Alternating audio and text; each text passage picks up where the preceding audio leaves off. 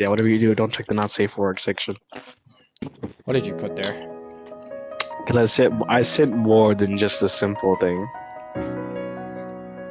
Okay.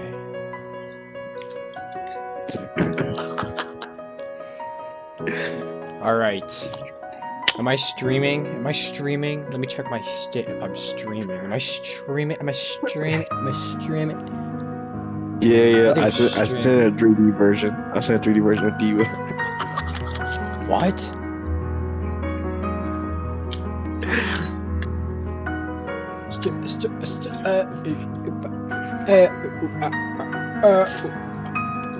Yo, you wanna know what Euro means? Nate, you wanna know what Euro means? You gotta check the not safe for work section. No. What Euro is. Still do not want to know.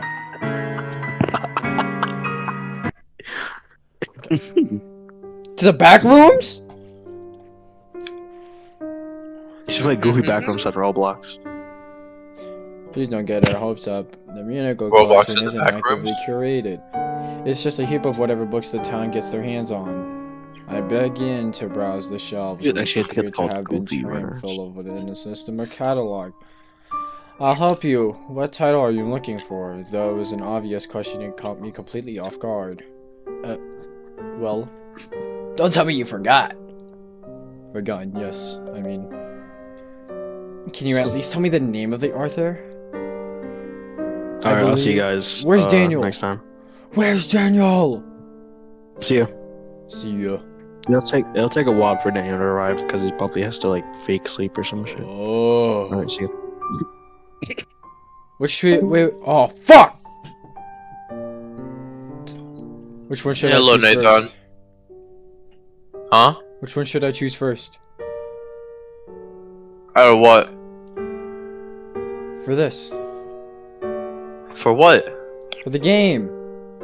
You're not screen sharing. Oh yeah, I'm not. You right, you right. Combat.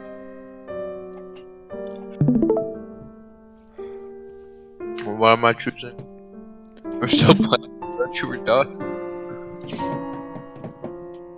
Grind never stops, I guess.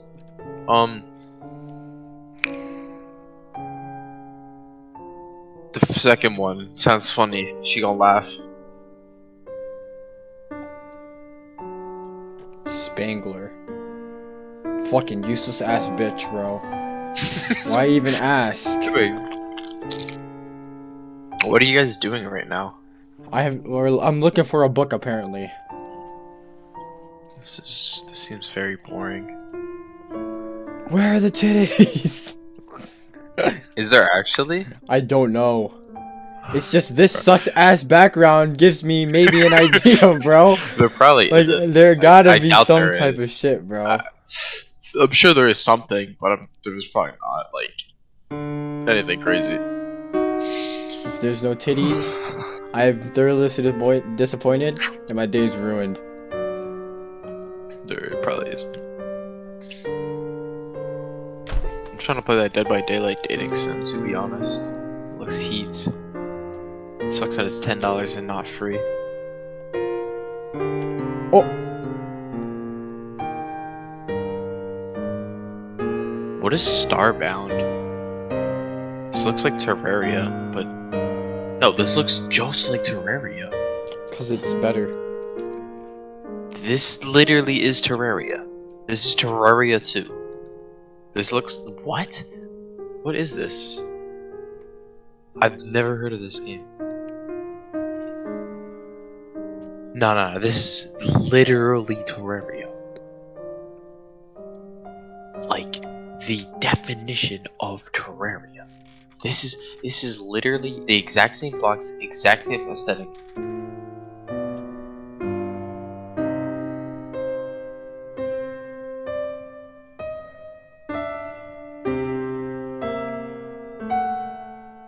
Okay, I guess I'll watch a video on Starbound and see if it's good. Starbound. I've never even heard of this game. Have you? No.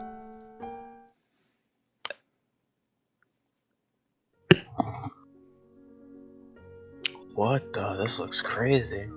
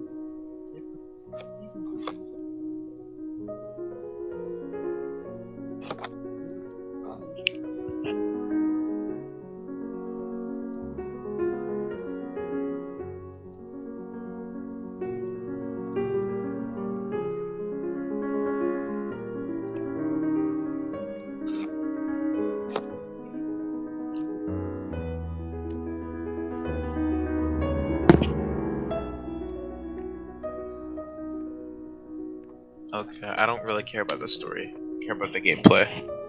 Oh.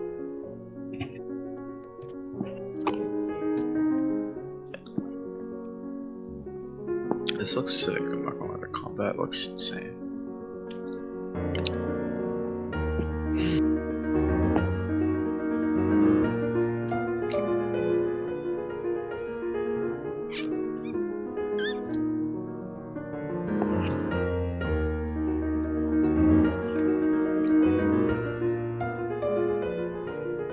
Okay, okay.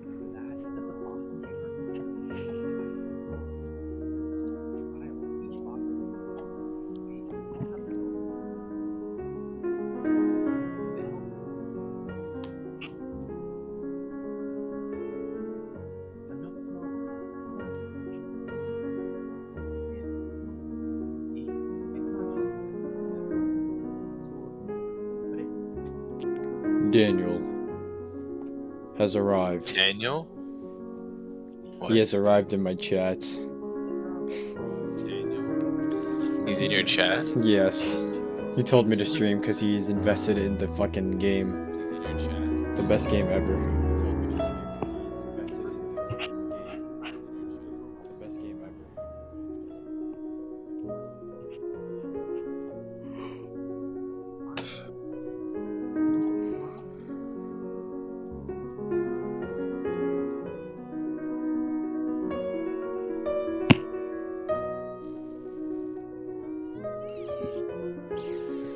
Nate, you want to play Starbound?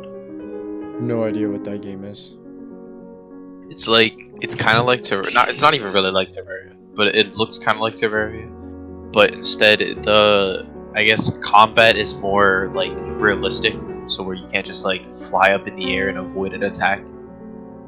You actually hit things with your sword, and you travel from planet to planet, getting resources and making better stuff.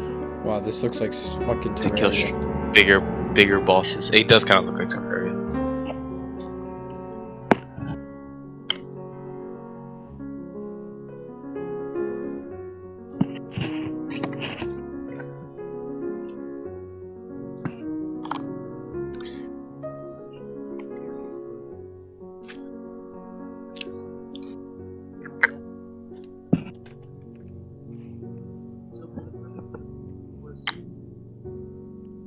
Heavenly creatures? What the fuck?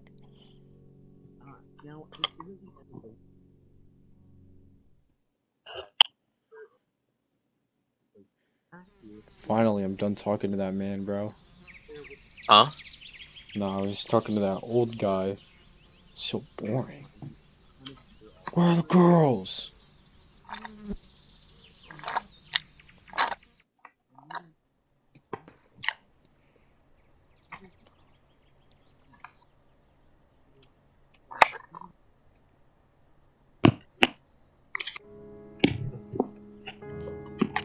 What the fuck? She's in my house?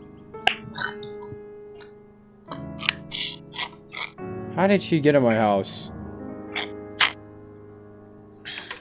This guy gave it an 8 out of 10. Starbound actually does kind of look cool. Like Terraria, but you travel the planet to planet doing quests and getting meta gear and fighting bosses. And you can build a mech. Oh yeah, I want a mech. And it's only $3.75. What do you say, Nate? What happened to Derek? Since you left, he had nobody to play Terraria with. He's not listening to me. Oh. How much was it? $3.75. If it's not free, I'm not playing it. Bro, $3.75. Oh.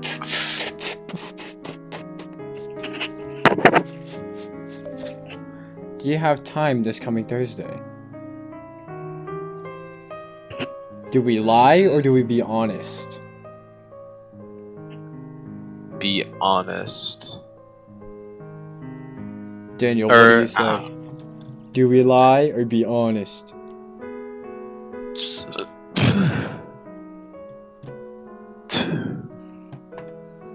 Let the chat decide. Honest, okay.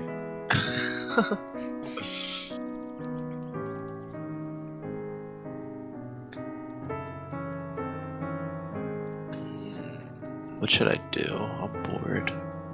I'll do a Slay the Spire run. Should we play with mods? Nah, we're chilling. Just play a normal run. Normal, like... Let's play, normal... Let's play a normal... She ate my food? What a fucking bitch.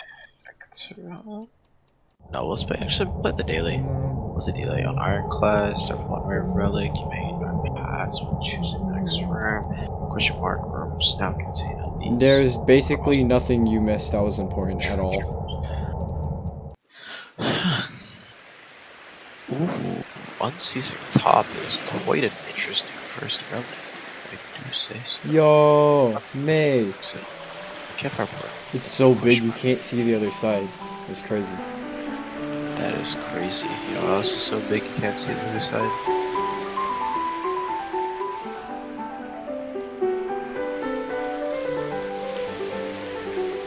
May!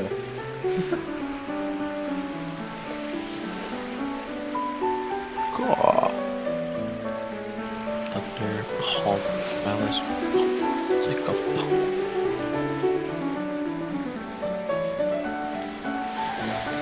I guess. Like early, it's scary.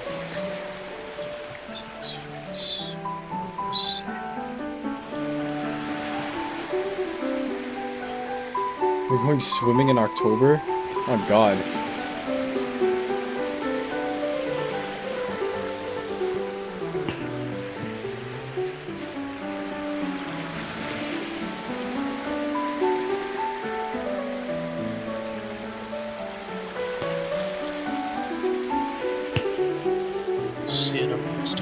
Wait, what's the point of wearing a swimsuit if you're not going to swim? The fuck? Bro, she wanted to get the sun, like early.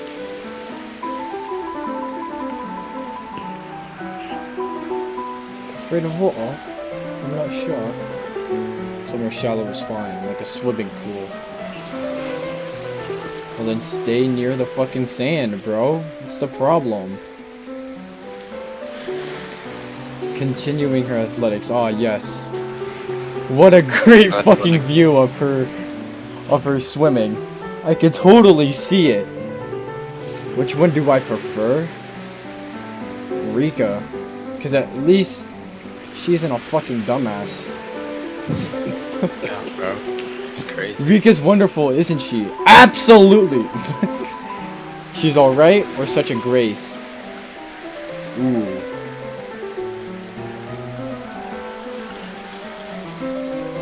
What do I say? Because it would upset May What it? Top? Alright. From the top, make it drop. Damn!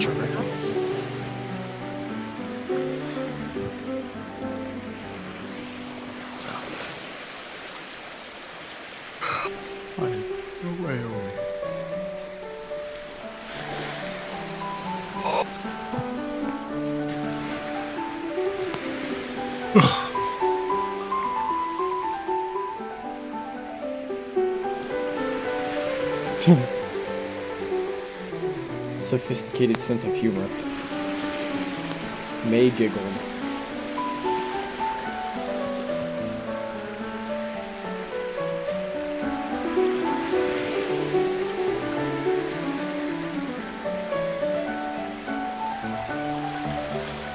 This fight sucks a lot.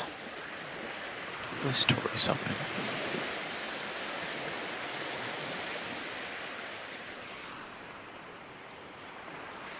No way she fucking drowns. No fucking way she drowns. There is no fucking way.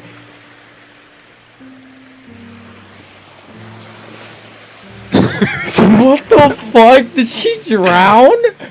What just happened? Wait, what? Did she fucking drown? Dude, there's no way. There is no way. We need to dive in.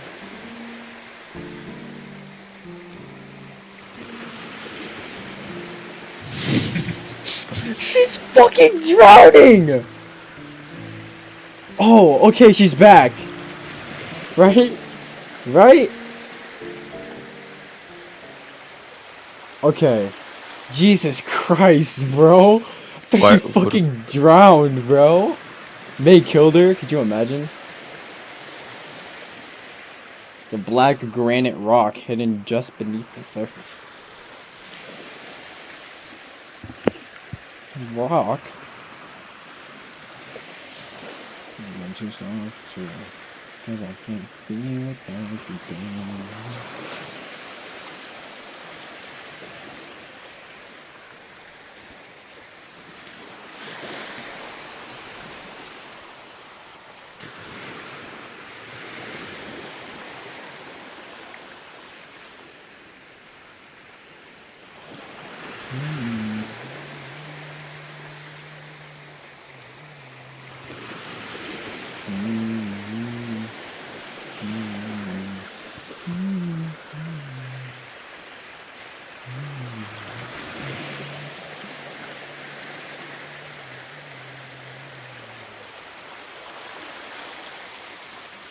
Disappears, both of them.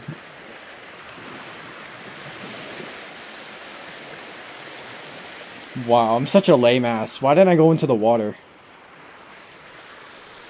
My character is such an L.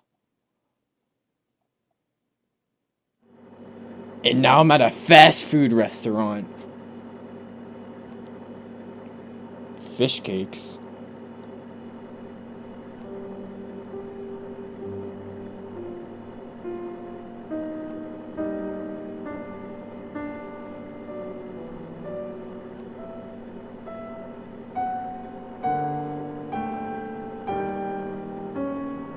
Potato fritters? W.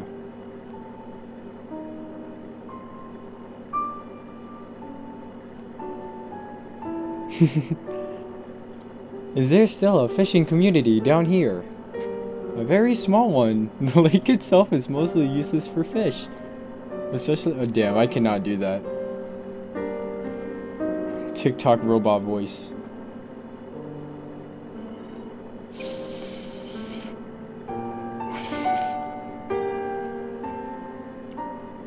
I want a plate of fries.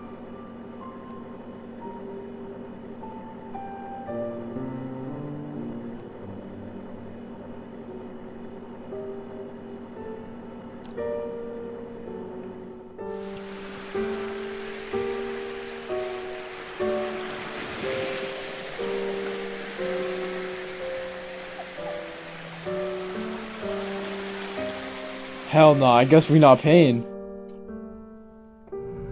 Oh, where are we? Are we in a stage? What do you mean where the magic happens?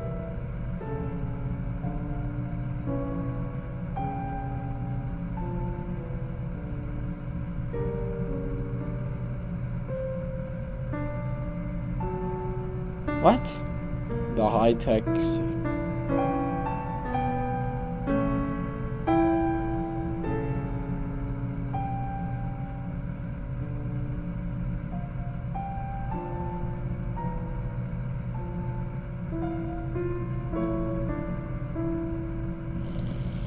This shit is fucking boring. Skip.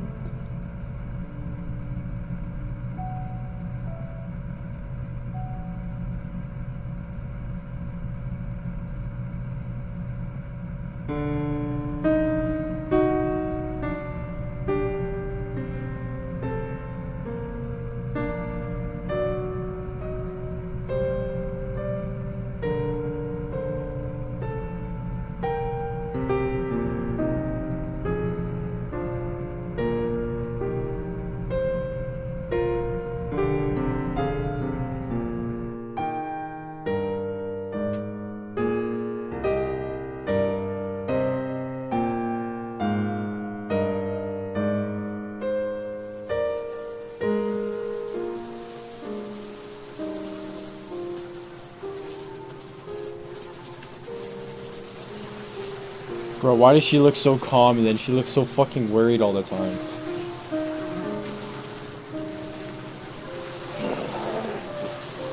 Damn.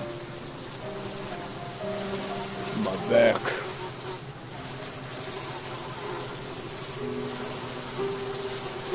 Ew. That is disgusting. Yeah, that is disgusting. She's not good. She's got God on her side, on God. On God.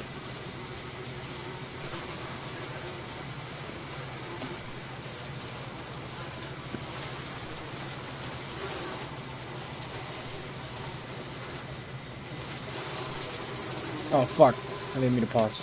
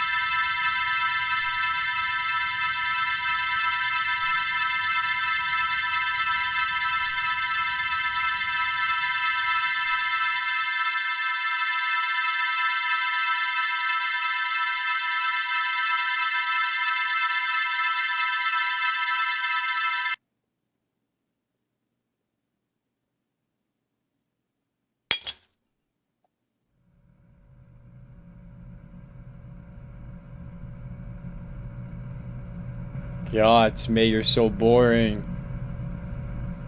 Shut the fuck up! Sit down and listen to the story.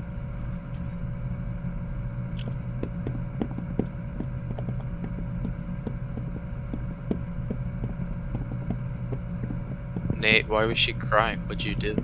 Bro, fucking Rico was telling a story and then May got scared. Fucking lame ass. Literally.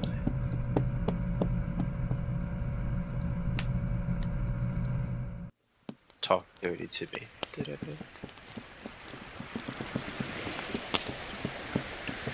I? On God, May's an L.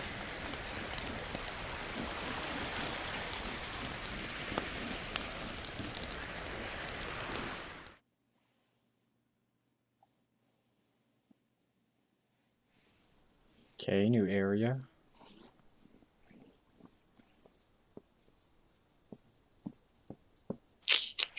May is for Doug, on God. On God. You're spitting, queen. I'm sorry. Is everything clear? Okay, wait, maybe. We head in, grab the appendix document, and then we're out again in less than 10 minutes. Do we support this idea of causing a crime? Yes, obviously. Chat, what do you think? Okay, bro. Do we support it? Do we support it, chat? Please stop talking. Sure.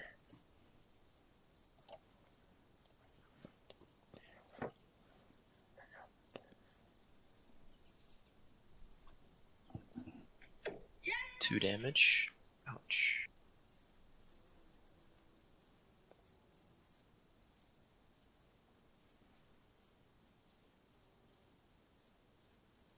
Another duplication potion. Wow. Quite crazy. Thunderclap. Wow, strike.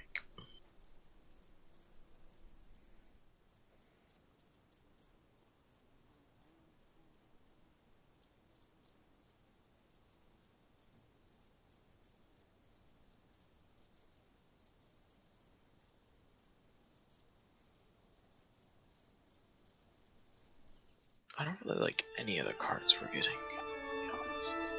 This kinda sucks.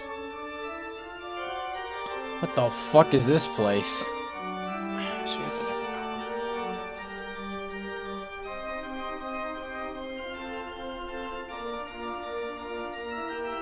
We don't have any attacks that cost 2 more,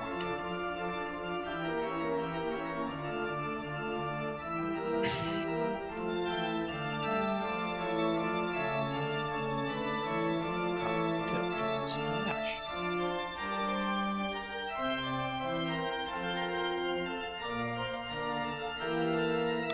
I hate Stabby Book. This is terrible. I don't even think I've gotten a defense card. I think that's the only defense card I've got. Stabby Book. You have to do this to me.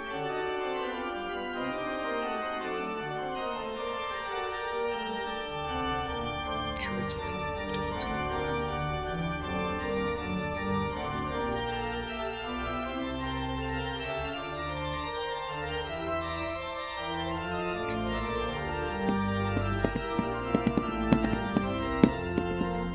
So can we field off?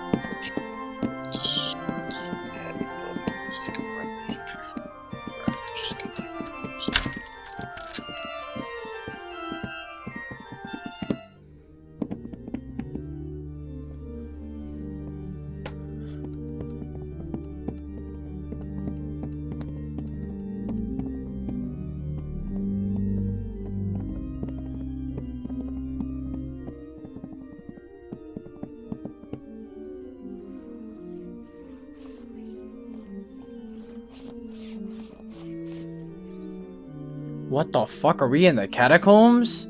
What? Bro, you're gonna get murdered. I'm in a fucking ritual place, bro. This is not a church. That's literally where you get murdered, bro.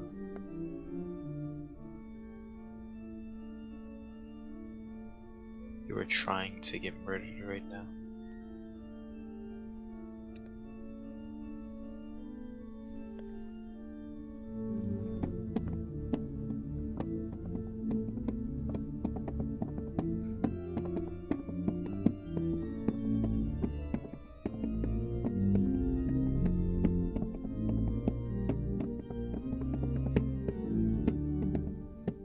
I would like some more block cards, please.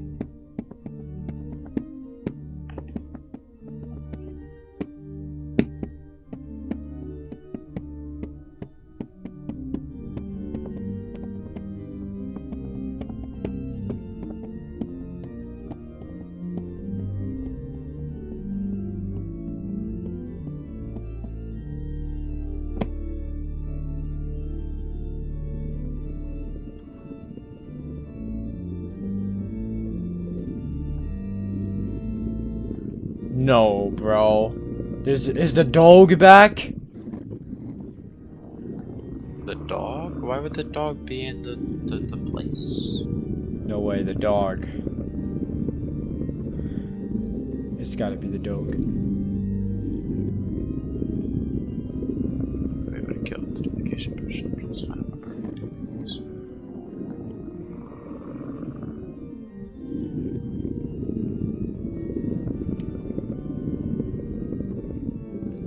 Where'd you go? Shrug.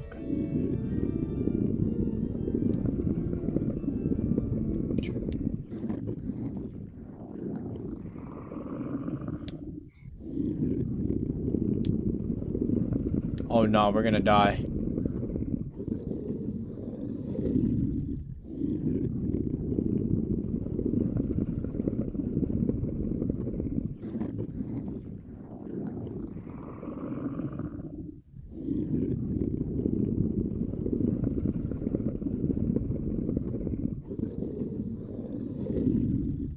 We're gonna die. Oh, fuck.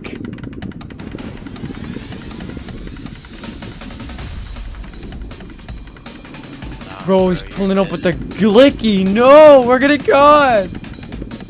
Is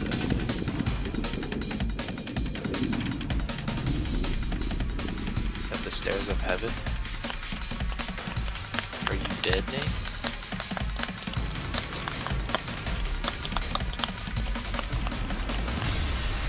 You're not answering my question. Did you die?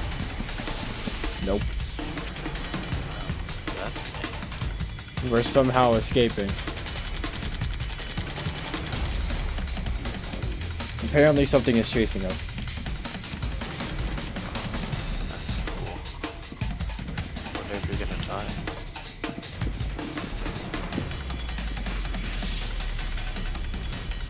die. We literally ran all the way to school. Why to school? Why is it the first place you go? I don't know, bro.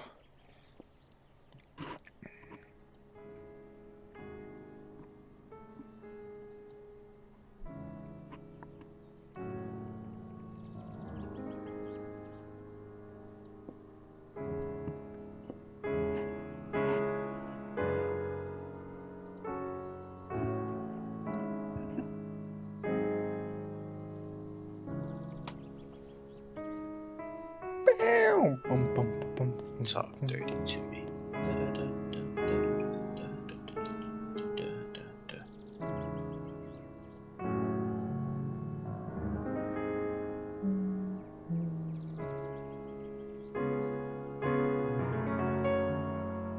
Dang, I didn't get it.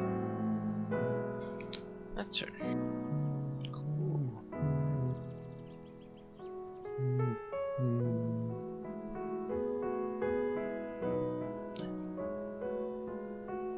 We don't rest. We're not scared.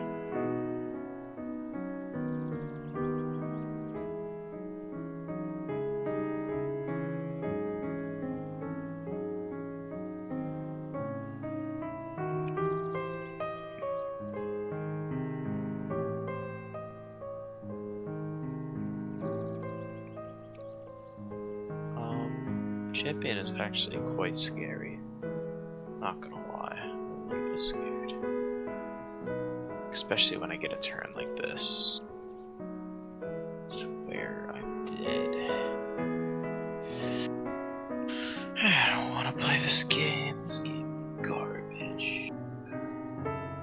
Actually, I do. I just don't wanna play that.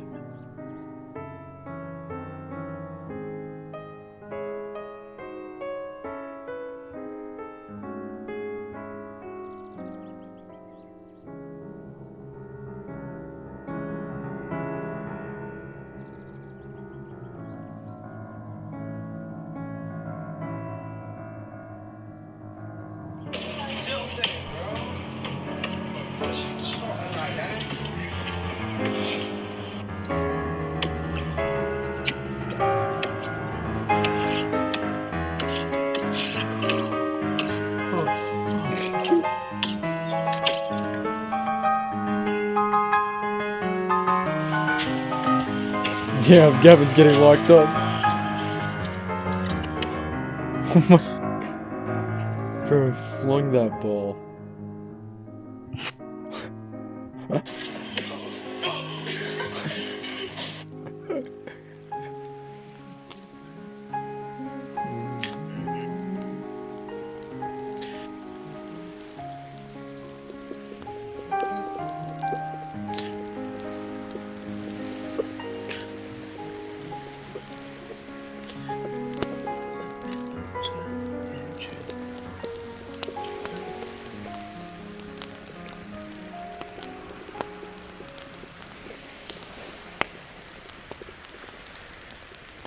there.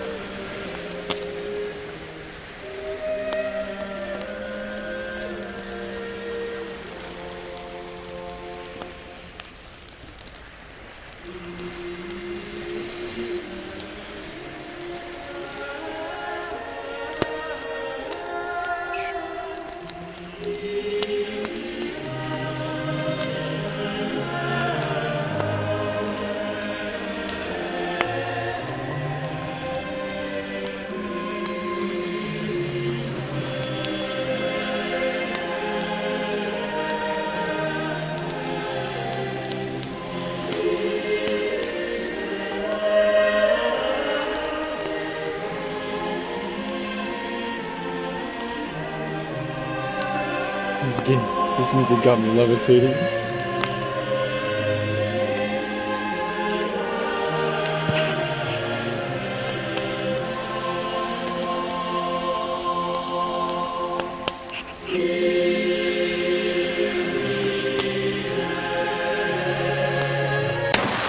What the fuck?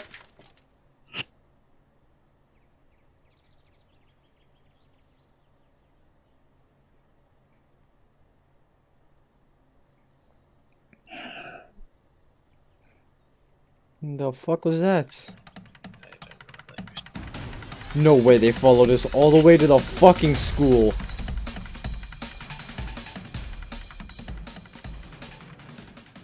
Perfect, nice, and nice. W. Okay. The girls are happy. The girls are happy.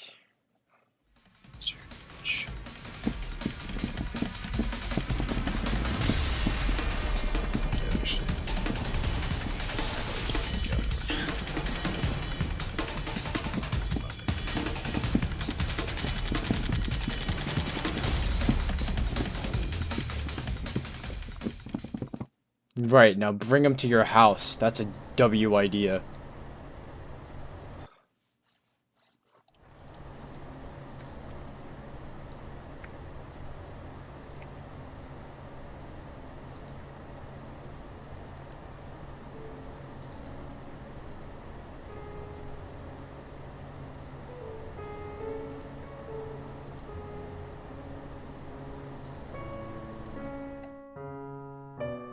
Oh god, we must be the Flash.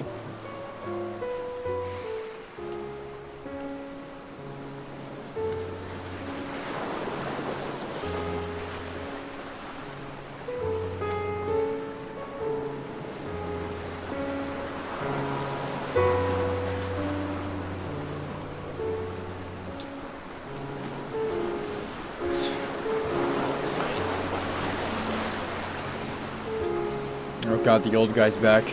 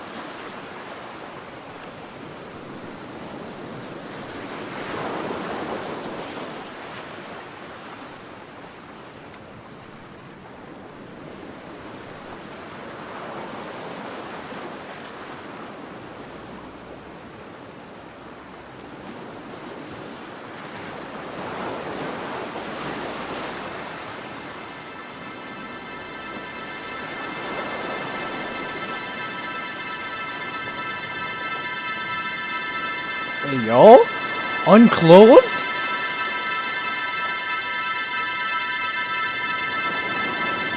That's a good part.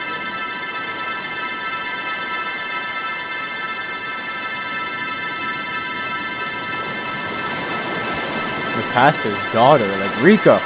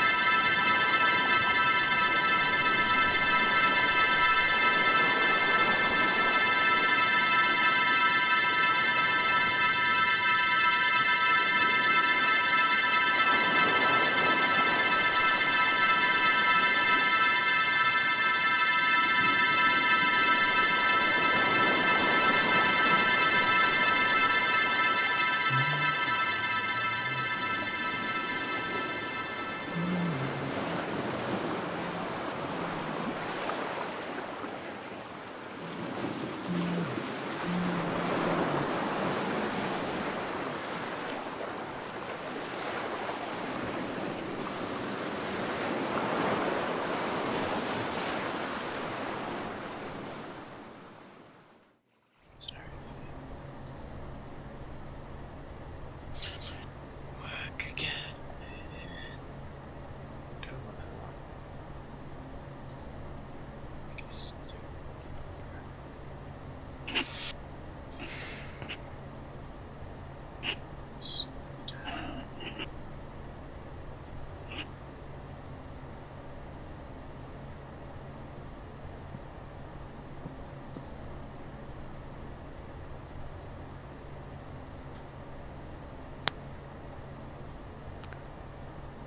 Oh, I'm sleeping at her place? W. No way.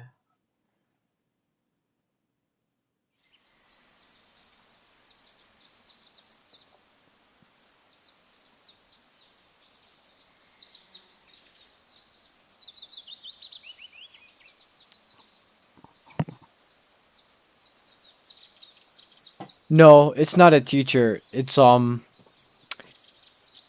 like a, okay. She says it's not a school paper, but it is a school paper. And she's just like the head of it.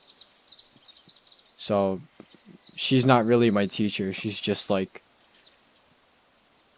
the running of the club or something. Rika! Hi, Rika. She wearing the same thing from yesterday? What a fucking dumbass. Change. We went swimming last night, bro. Nasty ass. Oh god.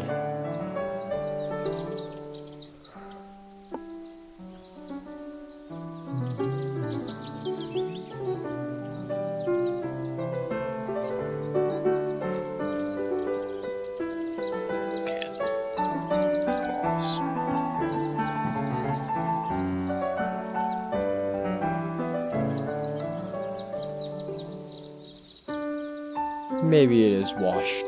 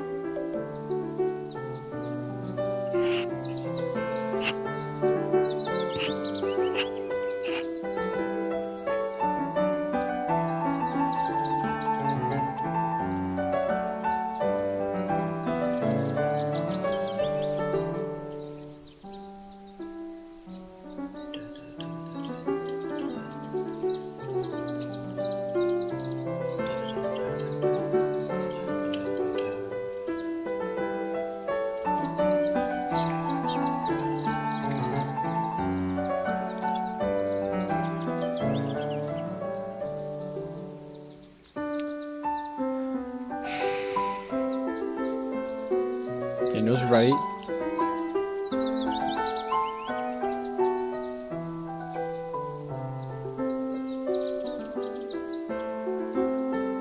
What did Daniel say? Top. That's it. I mean, okay. Yes.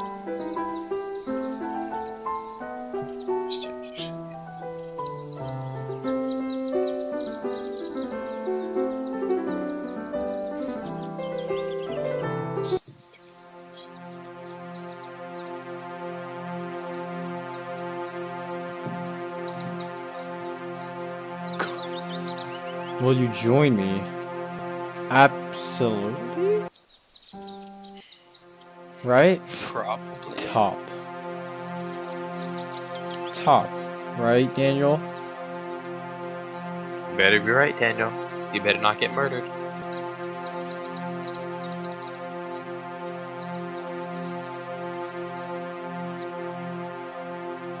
Top, of course.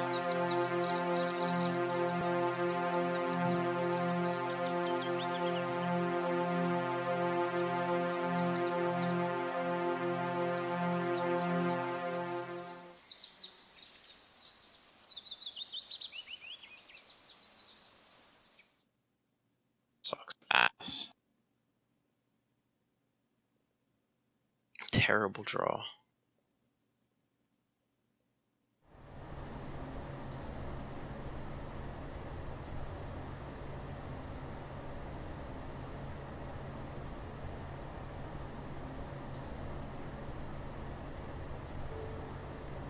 What the fuck? Oh, that's what the pause. That's the pause screen. What?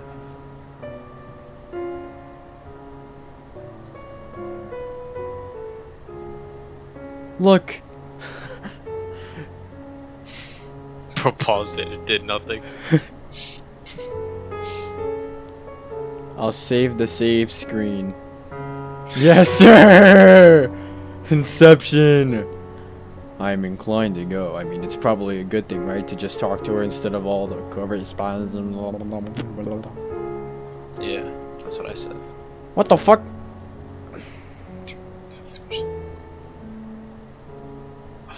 I guess the course you're just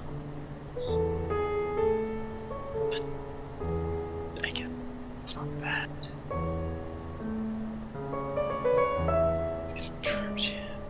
Sure.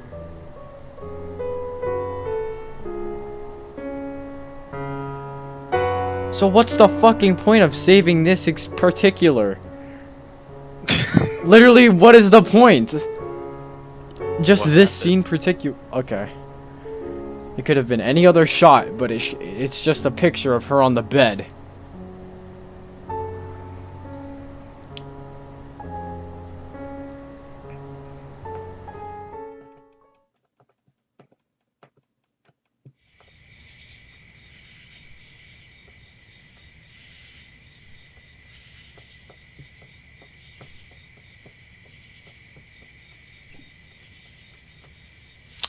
Okay, let me pause it right here.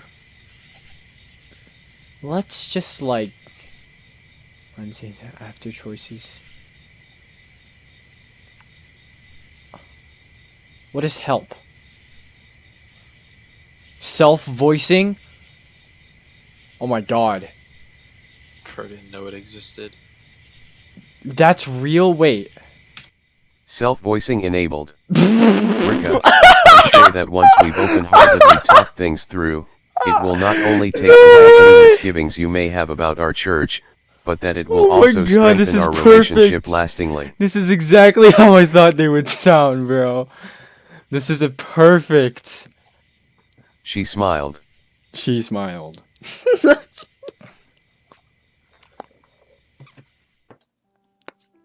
Rika, but please disregard my platitudes. Welcome to Sandford House, the most illustrious property on the island. Okay, we're gonna. Okay. There's 20. Saves. Okay. We can't get them, so I guess we're. Save. Does it read History. everything? Save selected. Main menu. Bro, this Are shit you is... Bro. About. No, Help. stop. About. Self-voicing disabled. Thank the Lord.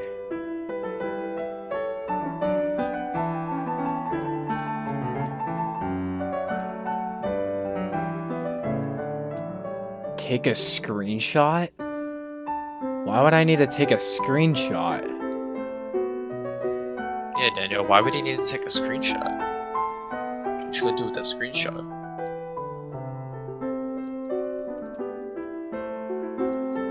Bro, fuck it. Bro. I am going to macro through this entire game. Bro is so bored. I'm so bored, bro. Okay, hold on.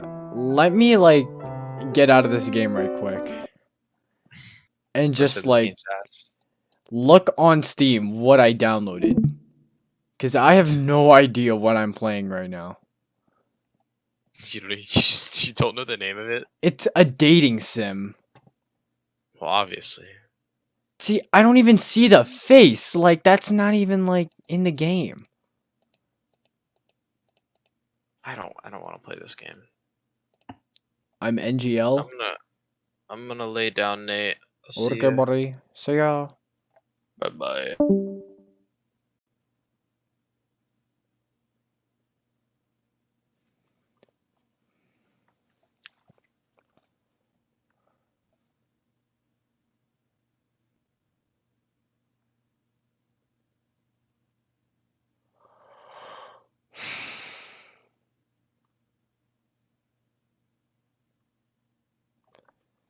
This is nothing what I thought the game would be. Like, at all.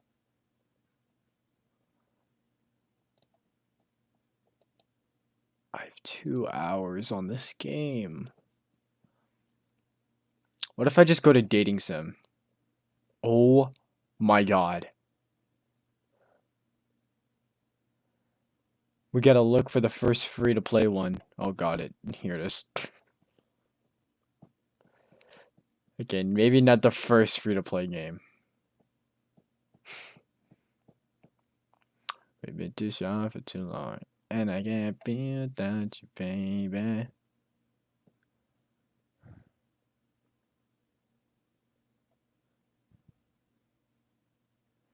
God, all of these are expensive as fuck for a dating sim. Jesus Christ.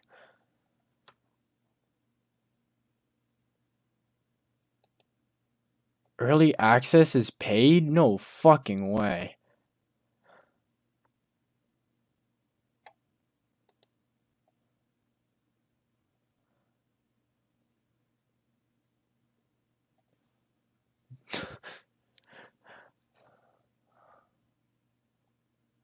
Bad guy.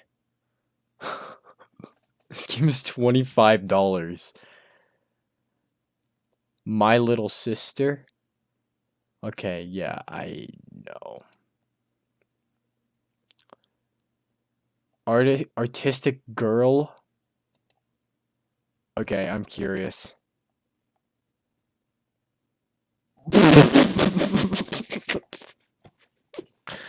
What is that? What is that? What am I watching? Daniel, are you seeing this? My god. It's puzzles for girls.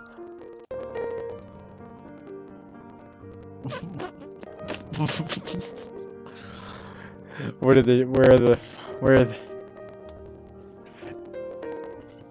if you're looking for fucking a recipe.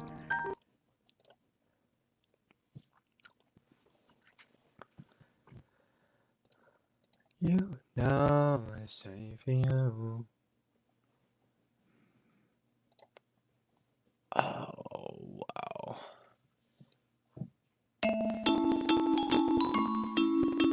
English is not supported? This is fucking lame.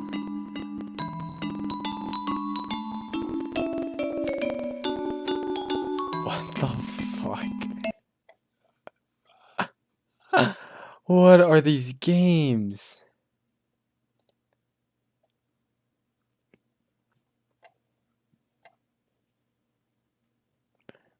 too strong for too long. And I can't be without you, baby.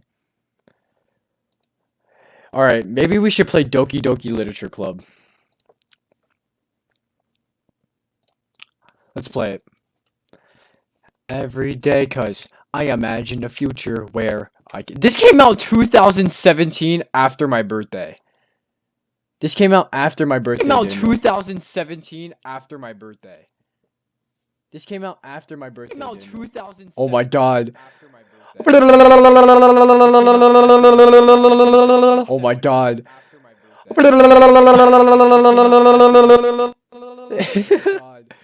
It's overlapping. It's overlapping.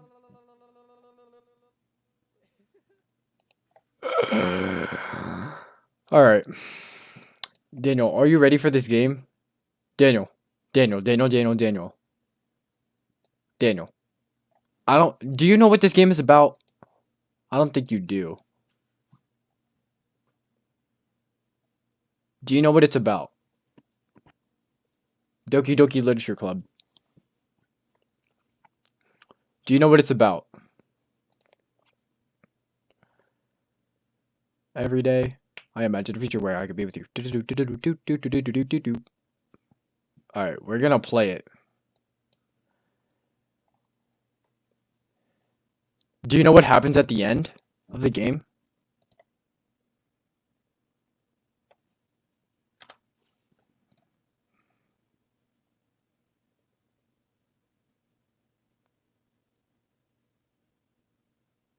Rika's an L.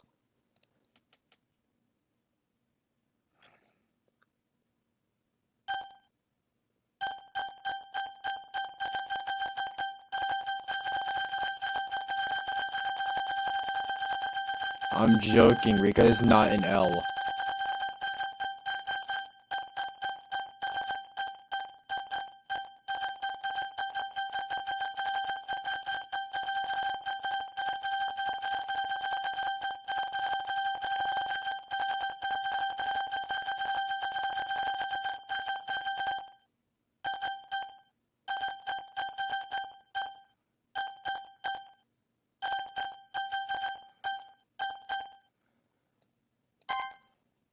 Alright. Let's play this game. Yo, hey,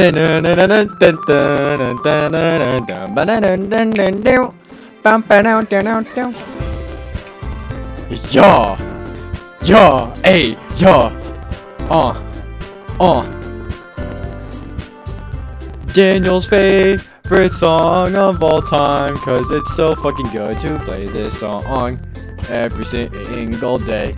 Hates this song. In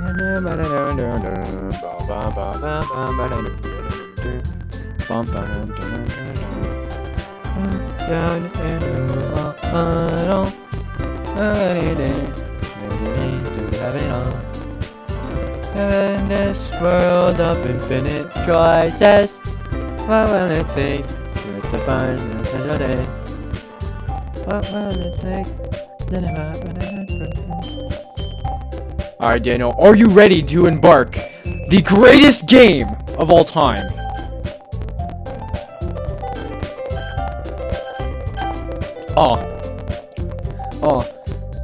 Gonna play Doki Doki Literature Club. Sucking the dick. Okay. Alright, you ready? What do I name myself? Daniel, what do I name myself?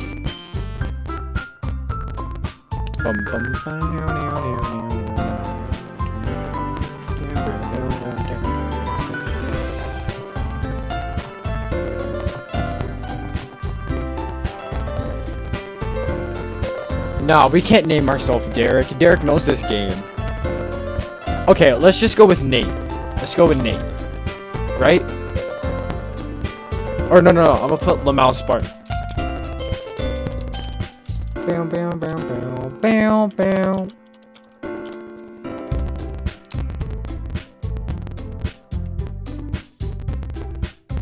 Yo. Eating ass every single day. Cause I'm so fucking gay.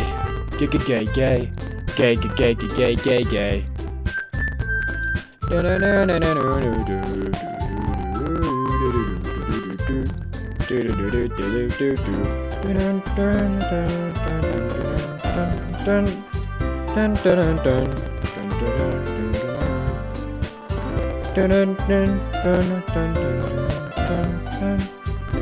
will it take just to find that special day? Yeah. Oh, yeah, I know you can't see it. Hold on. Alright, I'm gonna name my... Let's just put Nate. Let's just... Oh, no, I don't want to go safe. Let's just go... Yeah, let's just go Nate. Let's just go Nate for safe.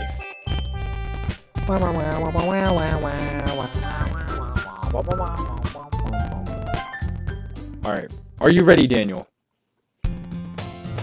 Hey!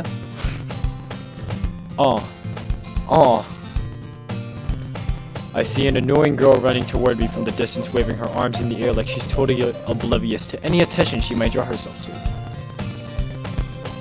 Bro, this playlist for the game is crazy. That girl is Sayori, my neighbor and good friend since we were children.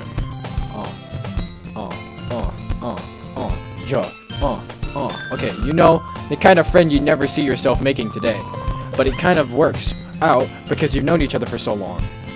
We used to walk to school together on days like this. But starting around high school, she would oversleep more and more frequently, and I would get tired of waiting up. But if she's going to chase after me like this, I almost feel better off running away.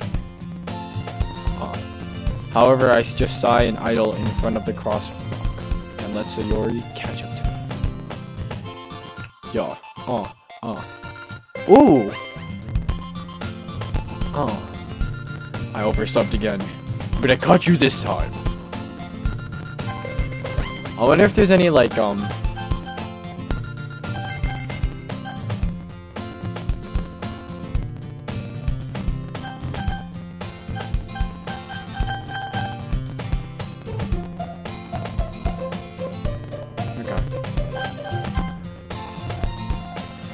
maybe, but only because I decided to stop and wait for you. You say that like you were thinking about ignoring me, because I was. That's me, Nate. Fuck yeah, it is. Fuck yeah, it's me. Well, if people stare at you for acting weird, then I don't want them to think we're a couple or something. That is facts. Fine. But you did wait for me after all. I guess you didn't have it in you to be mean even if you want to. Whatever you say, Sayori. Ahihi. We cross the street together and make our way to school. As we draw near, the streets become increasingly speckled, with other students making their daily commute. By the way, Nate, have you decided on joining the club yet? A club? I told you already, I'm not interested in joining any clubs. I haven't been looking either. That's not true. You told me you would join a club this year. Did I? Oh wait, that was me. I'm sure it's possible that I did.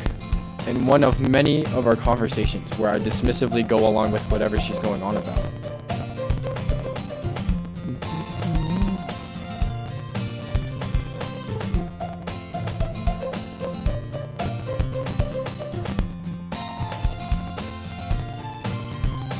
Sayori likes to worry a little bit too much about me, when I'm perfectly content just getting by on the average while spending my free time on games and anime. Sounds a lot like Doug. I was talking about how I'm worried that you won't learn how to socialize or have any skills before college. Happiness is really important to me, you know, and I know you're happy now, but I die at the thought of you becoming a NEET. A NEET in a few years because you're not used to the real world. You're right, Doug would have been a good name.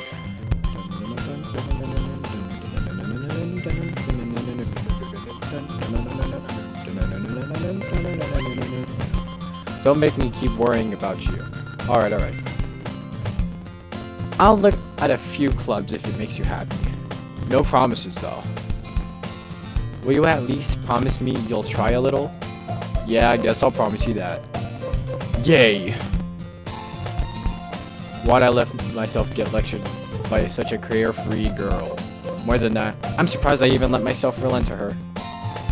I guess I'm seeing her worry so much about me makes me want to ease her mind. At least a little bit. Even if she does exaggerate everything's inside of her head. Oh, that transition was crazy! School day is ordinary as ever, and it's over before I know it. After I pack my things, I stare blankly at the wall, looking for an ounce of motivation. Clubs. Sayori wants me to check out some clubs. I guess I have no choice but to start with the anime club. Hello? Sayori? Even Sayori must have come into the classroom while I was spacing out. I look around and realize I'm the only one left in the classroom. I thought I'd catch you coming out of the classroom, but I saw you just sitting here and spacing out, so I came in. Honestly, you're even worse than me sometimes. I'm impressed. You don't need to wait up for me, if it's going to make you late to your club. Well, I thought you might need some encouragement, so I thought, you know what? Well, that you could come to my club. Sayori. Yeah? There is no way I'm going to join your club. Meanie. Sayori is the vice president of the literature club. Not that I was ever aware that she had any interest in literature. In fact, I'm 99% sure she only did it because she thought it would be fun to help start a new club. Since she was the first one to show interest after the one who proposed the club, she inherited the title Vice President. That said, my interest in literature is guaranteed to be even less. Yeah, I'm going to be in the anime club. Come on, please. Why do you even care so much anyway? Well, I kind of told the club yesterday I would bring in a new member. And Natsuki made cupcakes and everything. Don't make promises you can't keep, you fucking idiot. I can't tell if Sayori is really that much of an airhead, or she's as cunning as to have planned all of this out. I left that a long sigh. Fine, I'll stop by for a cupcake, okay? Yes, let's go. And thus, today marks the day I sold my soul for a cupcake. I dejectedly follow Sayori across the school and upstairs, a section of the school I rarely visit, being generally used for the third-year classes and activities. Sayori, full of energy, swings open the classroom door. Everyone, hey, yeah, there's that fire-ass song! Everyone, the new member is here. Beep, beep, beep. I told you, don't call me a new member. I glance around the room. Welcome to the literature club. It's a pleasure meeting you. Sayori always saying nice things about you. Seriously? You brought a boy? Way to kill the atmosphere. Oh god. Ah, Nate. What a surprise. Welcome to the club. All words escape me in this situation. This club is full of incredibly cute girls. Oh.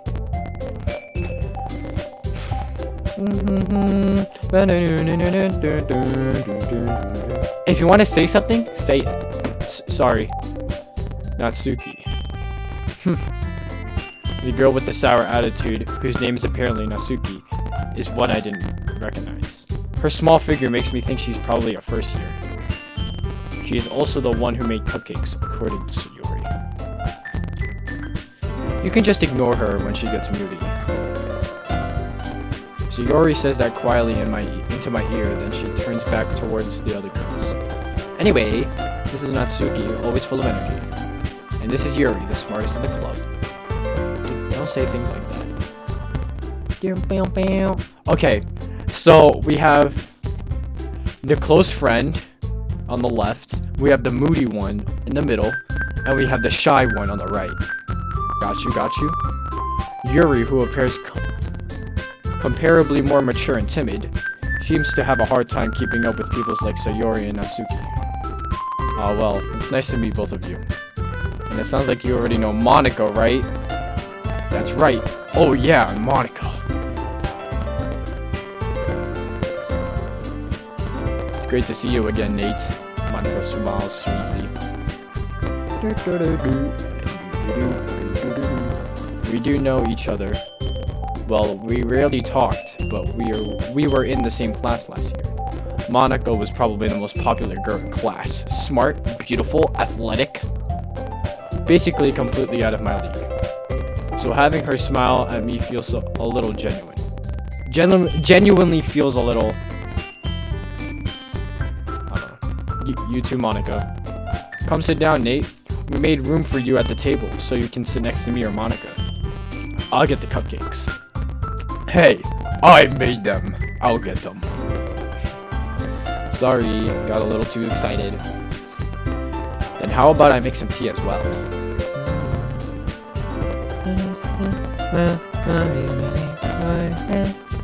Those girls have a few desks arranged into a formal table.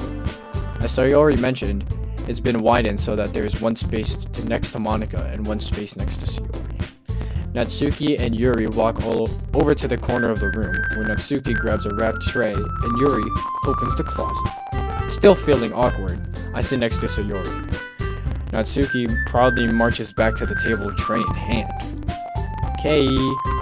Okay. Are you ready? Ta-da! Whoa! Natsuki lifts the foil off the tray to reveal a dozen white fluffy cupcakes decorated into looking like little cats. The whiskers are drawn with icing and little pieces of chocolate were used to make the ears. So cute. I had no idea you were good at baking, Natsuki. Well, you know. Just hurry and take one. Sayori grabs the first one, then Monica, and I follow. It's delicious. Sayori talks with her mouth full and has already managed to get icing on her face. I turn the cupcake around with my fingers, looking for the best angle to take a bite. Natsuki is quiet. I can't help but notice her sneaking glances in my direction. Is she waiting for me to take a bite? I finally bite down. The icing is sweet and full of flavor. I wonder if she made it herself. This is really good. Thank you, Natsuki. Why are you thanking me? It's not like haven't I heard this somewhere before? I made them for you or anything. Icing L? On God! That icing better not be fucking towering. I thought you technically did. Sayori said, well, maybe. But not for you know. You, dummy. Damn! I would not have that. I gotta do something. Is there a punch option? Can I punch you? Slap. Punch. Kick. Shoot. Shoot the gun.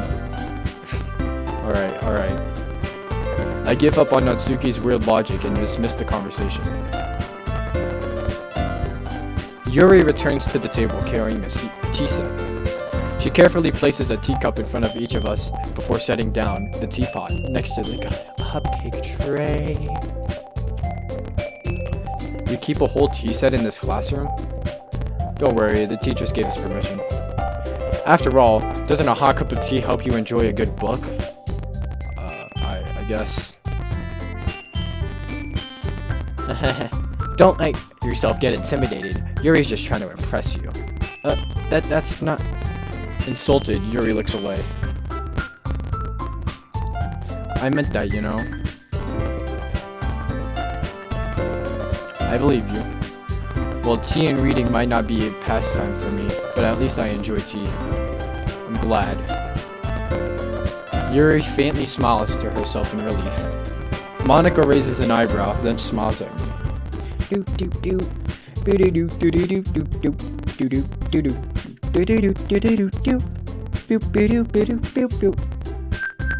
you go. So what made you consider the literature club? Was afraid of this question. Something tells me I should have told Monica I was practically dragged here by Sayori. Well, I haven't joined any clubs yet, and Sayori seemed really happy here, so... That's okay, don't be embarrassed. We'll make sure you feel right at home. Okay. As president of the literature club, it is my duty to make the club fun and exciting for everyone. Monica, I'm surprised. How come you decided to start your own club? You could probably be a board member for any of the major clubs. Weren't you a leader of the debate club last year? Haha, well, you know. To be honest, I can't stand politics around the major clubs. It feels like nothing but arguing in the budget and publicity, and how to prepare for events. I'd much rather take something I personally enjoy and make something special out of it. And if it encourages others to get into literature, I'm fulfilling that dream. Monica really is a great leader.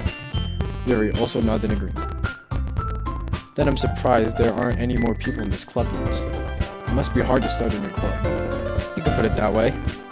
Not many people are interested in putting all the effort to start something brand new. Especially when it's something that doesn't grab your attention, like literature. You have to work hard to convince people that you are both fun and worthwhile. This is facts. She's spitting bars. But it makes school events, like the festival, that much more important. I'm confident that we can all really grow from this club before we graduate. Right, everyone? Yeah. We'll do our best. You know it? Everyone enthusiastically agrees. Such different girls all interested in the same goal.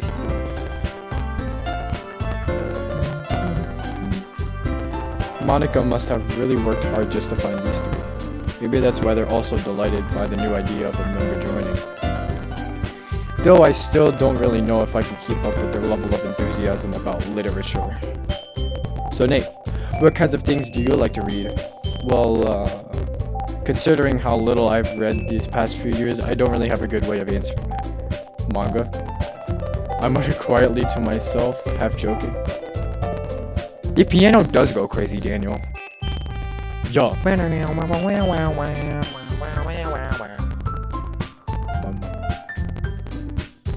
Natsuki's head suddenly perks up. It looks like she wants to say something, but she keeps quiet. Not much of a reader, I guess. Well, that could change. What am I saying? I spoke without thinking of after seeing Yuri's sad smile. Anyways, what about you, Yuri? Well, let's see.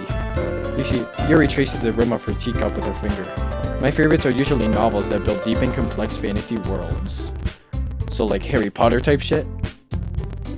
The level of creativity and craftsmanship behind them is amazing to me. And telling a good story in such a foreign world is equally impressive. Yuri goes on, clearly passionate about her reading. She seemed reserved and timid since the moment I walked in, but it's obvious by the way her eyes light up that she finds her comfort in the world of books, not people. But you know, I like a lot of things. Stories with deep psychological elements usually immerse me as well. Isn't it amazing how a writer can so deliberately take advantage of your own lack of imagination to completely throw you for a loop? Anyway, I've been reading a lot of horror lately. I read a horror book once. I desperately grasped something I can relate to at a minimum level. At this rate, Yuri might as well be having a conversation with a rock. Really? I wouldn't have expected that, Yuri. For someone as gentle as you. I guess you could say that. But if a story makes me think or takes me to another world, then I can't really put it down. Surreal horror is often very successful at changing the way you look at the real world, or look at the world. If only for a brief moment. Ugh, I hate horror. Uh-oh. What was that? Well, Natsuki's eyes dart over to me for a split second. Never mind. That's right. You usually like to write about cute things, don't you, Natsuki? What? What gives you that idea? You left this piece of scrap paper behind the last club meeting. It looked like you were working on a poem called Don't Say It Out Loud! And give that back! Fine. Your cupcakes, your poems, everything you do is just as cute as you are. Damn! They're kind of flaming her right now. I'm not even gonna hold you. Like, that's crazy. Anyways, Sayori slides up behind Natsuki and puts her hands on her shoulders. I'm not cute! Natsuki, you write your own poems? Well, I guess sometimes.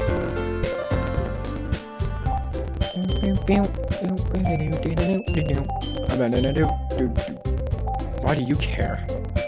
I think that's impressive. Why don't you share them sometime? No! Natsuki averts her eyes. You wouldn't like them. Ah, not a very confident writer yet? I understand how Natsuki feels.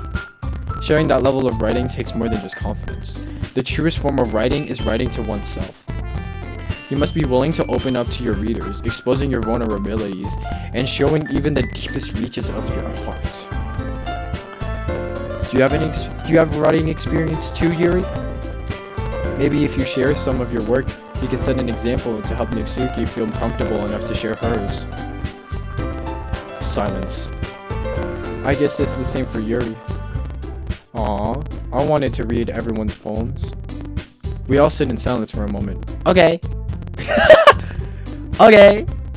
Literally May, bro. I have an idea, everyone. Huh? Natsuki and Yuri look quizzically at Monica. Let's all go home and write a poem of our own. Then next time we meet, we all share them with each other. She said it! She said the thing! She said the thing! She said it! She said the thing! That way, everyone is even. Yeah! Let's do it! Plus, now that we have a new member, I think it'll help us get along a little more. Help us all get a little more comfortable with each other and strengthen the bond of the club. I don't know why that took me so long to read. Isn't that right, Nate? Monica smiles warmly at me once again. Hold on, there's still one problem.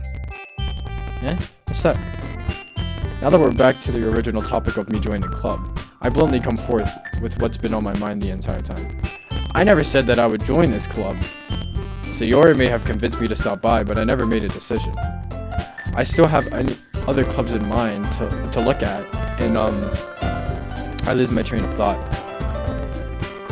All four of the girls stare back at me with dejected eyes. But I'm sorry, I thought...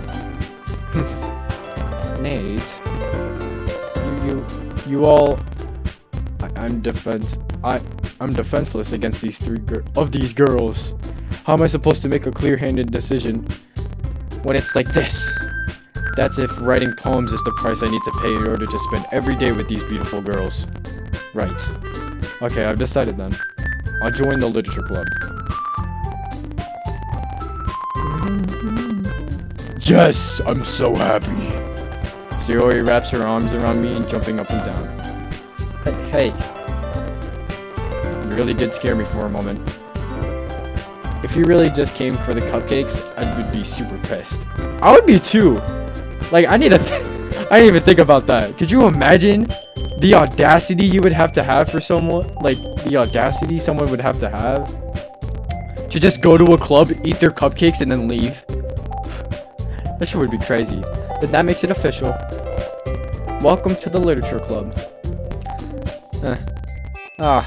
Thanks, I guess. Okay, everyone. I think that we can officially end today's meeting on a good note. Everyone remember tonight's assignment. Write a poem to bring to the next meeting so we can all share. Monica looks at me, over at me once more.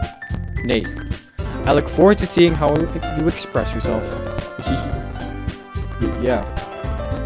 Can I really impress the class star Monica with my mediocre writing skills? I already feel the anxiety welling up inside me. Or that's just your horniness, bro. Anyways. Meanwhile, the girls continue to chit-chat as Yuri and Natsuki clean up their food. Hey Nate, since we're already here, do you want to walk home together? That's right. Sayori and I never walk home together anymore because she's always stayed after school for the clubs. Sure, might as well. Okay, bro, okay. I don't know, bro.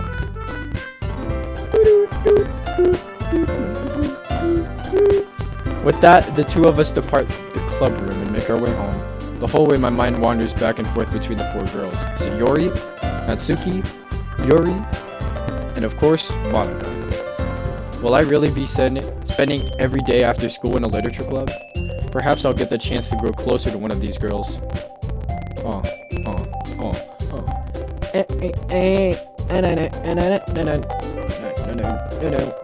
Okay, for me personally, I'd be catching feelings for not for Natsuki. I'd be catching feelings for Yuri. Yuri's the one I would be that would have me acting like that for real. I'll just need to make the most of my circumstances. I'm sure good fortune will find me. And I guess that starts with writing a poem tonight.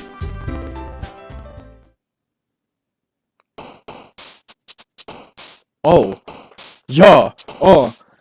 Hey. Hey. Yeah, that's the purple one. Damn, why does music go hard? Hey, I was playing Doki Magic Cards. Yeah.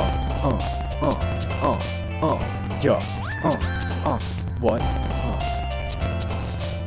It's time to write a poem. Pick words you think your favorite club member will like. Something good might happen to whoever likes your poem the most.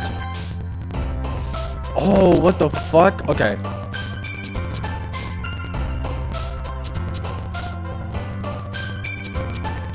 Okay. Should we go for Natsuki first? Just to see what happens, or should we go for Yuri first?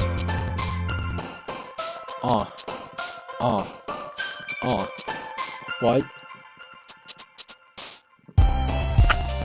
Oh! Go for Yuri? Alright.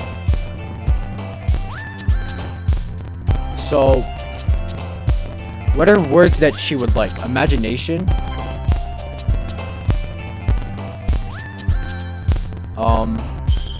Maybe I could... Wait, should I focus specifically on Yuri? Or should I go for, like, all of them in general? So they all like it.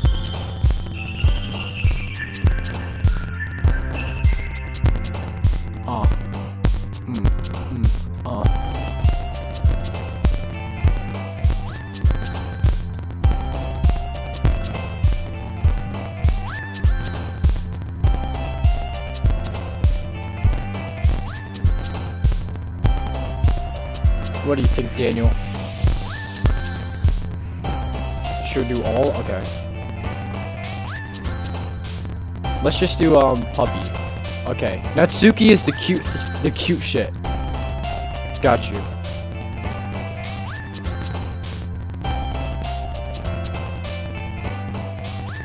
Love. Okay, love is okay. Suki is her name? I think her name is Suki. I don't remember.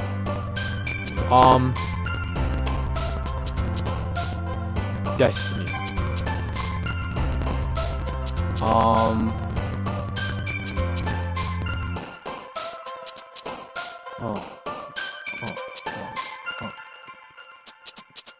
Valentine, okay.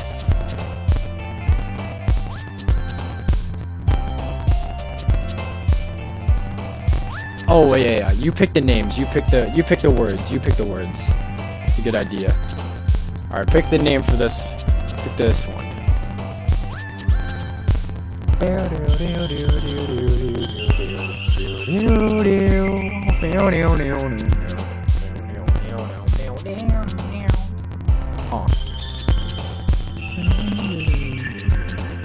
Jump. Okay. What's next?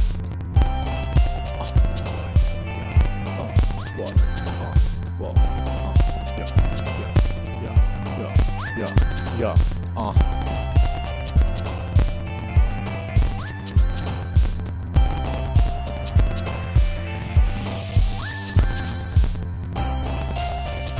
Fear. That might go into Yuri. Oh, fear. Okay. So she's feeling. Okay. Got you.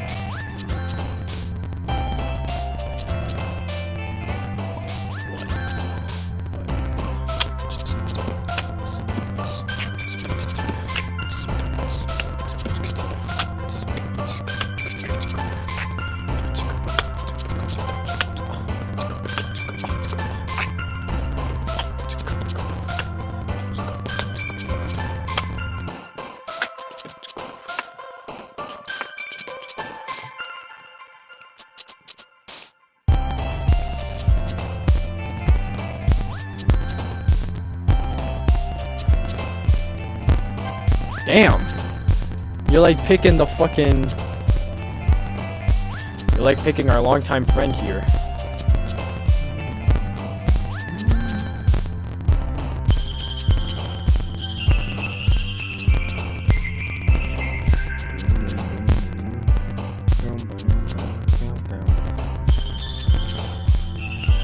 I'm trying to do all.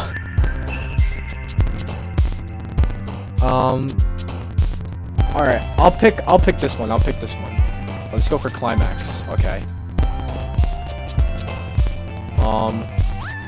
I'll do this one. Oh, suicide! What the fuck?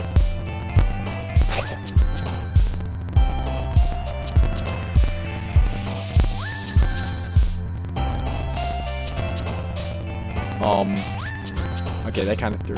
You want me to do suicide? I was gonna do giggle, but then I saw suicide. Should I do suicide or giggle? Alright, I'm assuming you're saying yes and do it to suicide, so. What the fuck? Okay,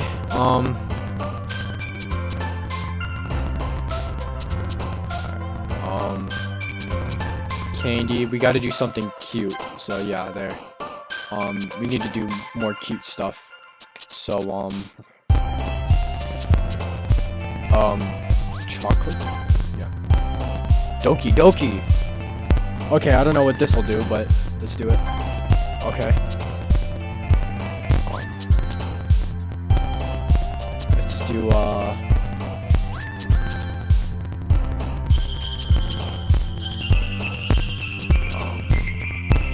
special.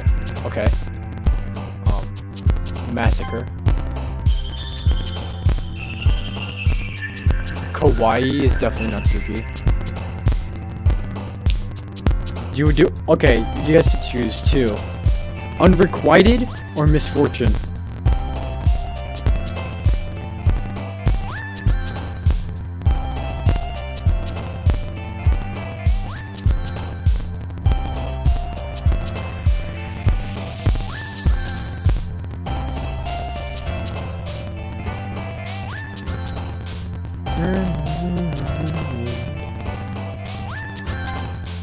What? Contamination? Milk? Anxiety, friends. Alright, you get to choose the last two. Or like the last three.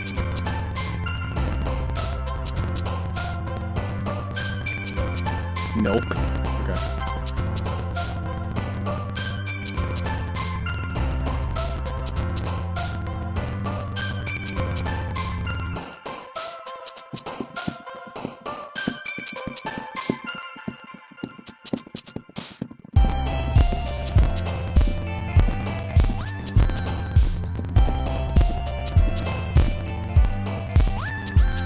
Death.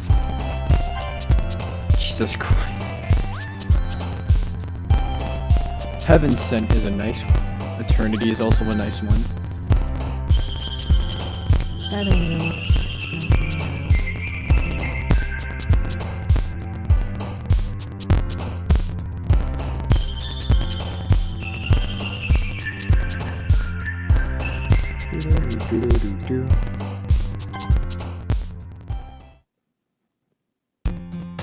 How you getting, Nate? Glad to see you didn't run away on us. Ha ha ha ha. Nah, don't worry. This might be a little strange for me, but at least I kept my word. Well, I'm back at the literature club. I was the last to come in, so everyone else is already hanging out. Thanks for keeping your promise, Nate. I hope this isn't too overwhelming of a commitment for you. Making you dive headfirst into literature when you're not accustomed to it. Oh, come on. Like he deserves any slack. So you already told me you didn't even want to join any clubs this year. And last year, too. I don't know if you plan to just come here and hang out or what. But if you don't take us seriously, then you won't see the end of it. Natsuki, you certainly have a big mouth for someone who keeps her manga collection. Damn! She really exposing her ass! The manga collection in their club room is crazy. Natsuki finds herself stuck between saying Monica and manga.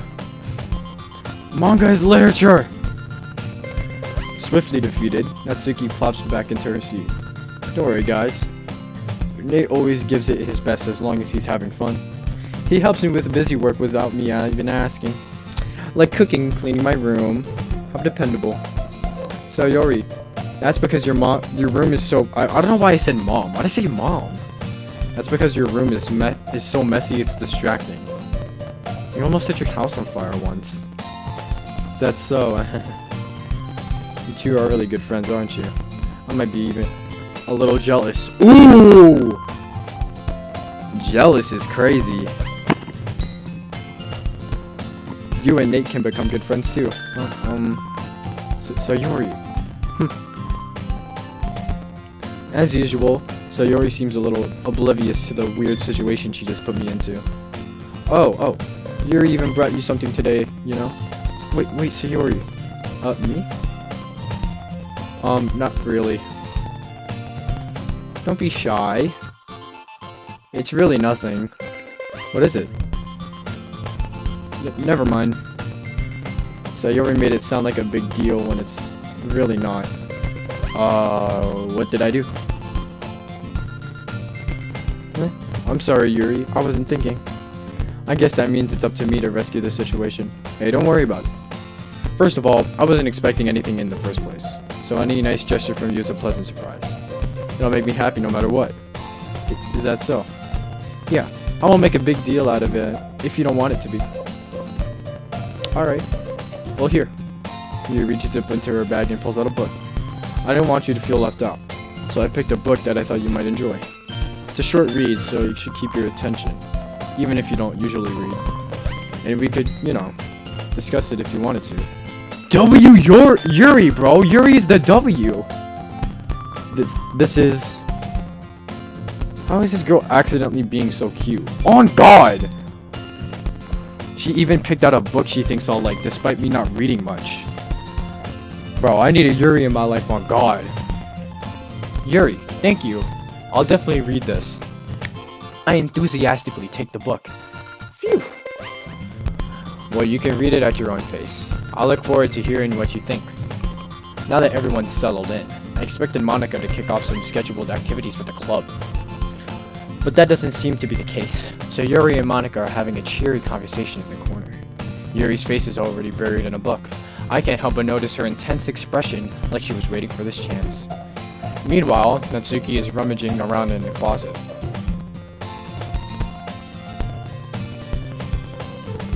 Man, looks like no one wants to be bothered today. I slump down into the nearest desk. How am I supposed to occupy with something literature related by myself like this? I guess I could always read some of the book Yuri gave me, but I'm feeling a little too tired to read. I could probably fall asleep right now. I close my eyes and end up listening in on Sayori's conversation with Monica.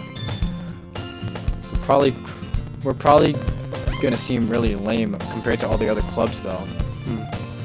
Well, we can't give up. The festival is our chance to show everyone what literature is all about.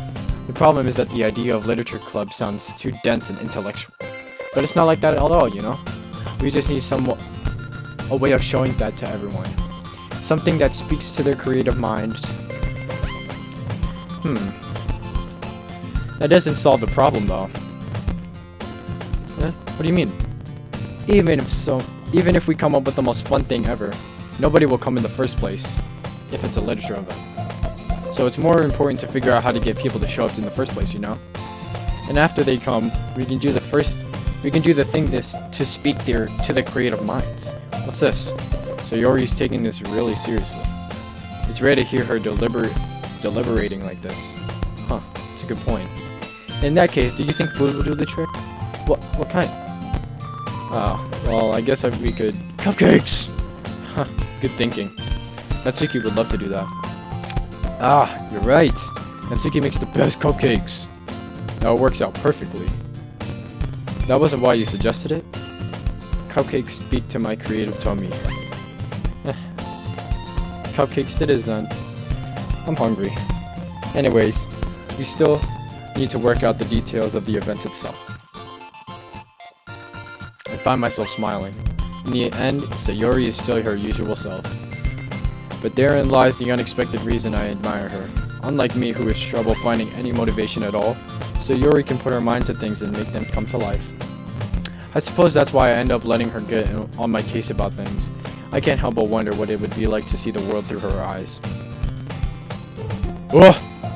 I open my eyes to find Sayori's face filling my vision. I nearly fall out of my chair. Sorry. Wait. Actually, I'm not sorry at all. It's your fault for sleeping like that. This isn't the napping club. Does our school have a napping club? You're staying up late again, aren't you? Now that you're in a club, you're gonna have less time for anime, you know. You'll need to get used to it. Don't say that so loud. I glance over my shoulder to see if Monica overheard. It's true though. Yeah. I know. You're always looking out for me, Sayori. It's what I do best. That's a problem. What about you? Look out for me better than you look out for yourself. You're still oversleeping every day, aren't you? Not every day. It's not very convincing. How many days this past week have you gotten up on time? It's a secret. I knew it. Come on. At least give me the benefit of the doubt. I can't even do that. Look, Sayori, it's written all over you. Sayori glances around at herself. How is it written all over me? You were clearly not in a rush this morning. Look, your hair is sticking out all around here. I run my fingertips down the side of Sayori's hair, trying to straighten it out. Man, you really need a brush for this. My hair is just really hard to get right. I won't fall for that.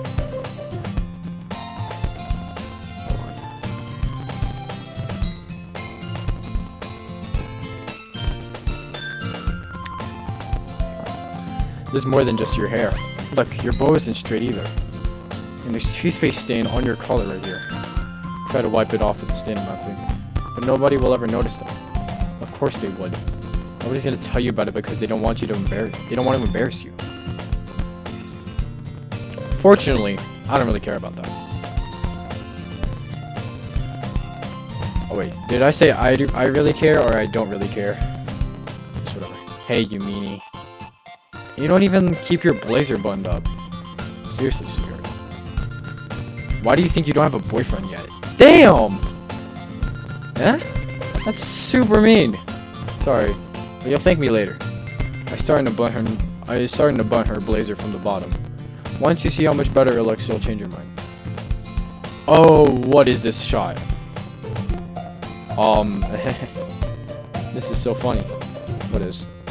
Well, I was just thinking how weird it is to have a friend who does these kind of things. Don't say that. You'll make me feel weird about it, stupid. It's okay though. I'm happy we're like this, aren't you? I guess. Damn, I must be short as fuck if she's like this. If she's this close to my eye level, there's no way I'm tall. Actually, maybe I am. I guess. Hey, be careful. The button might come off. Why is this one so hard to close? I struggle to fully close the button near her chest. Does this thing even fit you properly? It did when I bought it. If you ever buttoned it, you wouldn't have noticed sooner that it doesn't fit you anymore. What are you smiling about? It means my boobs got bigger again. Don't say that out loud. Anyway, look much better now, so, I just feel strange to see Sayori's blazer button up like that. It's so stuffy. It's not worth it at all. Sayori hastily unbuttons her blazer once more. Phew! That's much better. Sayori puts her arms out and twirls around. So if I keep it unbuttoned, then I won't get a boyfriend, right? What kind of logic is that? And why are you saying it like it's a good thing? Because if I had a boyfriend, then he wouldn't let you do things like this. And you take care of me better than anyone else would anyway. So that's why I'm keeping it unbuttoned. Stop saying all these things, these embarrassing things. I didn't say anything embarrassing. Jeez. Well, anyway, just focus on trying to make up a little earlier. Only if you focus on going to bed earlier. Fine. It's a deal. I guess we really are better at taking care of each other than we are taking care of ourselves. Yeah, I guess so. So maybe you should wake me up in the morning. You're doing it again, Sayori. Aw, I was joking that time. Man, it's impossible to tell with you sometimes. Okay, everyone. Monica suddenly calls out. Why don't we share the poems we wrote now? Yay! Nate, I can't wait to read yours. Yeah, same. I failed to sound enthusiastic, but Sayori still trots away to retrieve her poem. I don't know why I said fail. By the way, did you remember to write a poem last night? Yeah. My relaxation ends. I can't believe I agreed to do something so embarrassing. I couldn't really find much inspiration since I've never really done this before. Well, now that everyone's ready, why don't you find someone to share with? I can't wait! Sayori and Monica enthusiastically pull out their poems. Sayori's is wrinkled sheet of loose leaf torn from a spiral notebook. On the other hand, Monica wrote hers in a composition notebook. I could already see Monica's pristine handwriting from where I sit. Natsuki and Yuri reluctantly complied as well, reaching into their bags. I did the same myself. Ooh, okay. Who should we show it to first?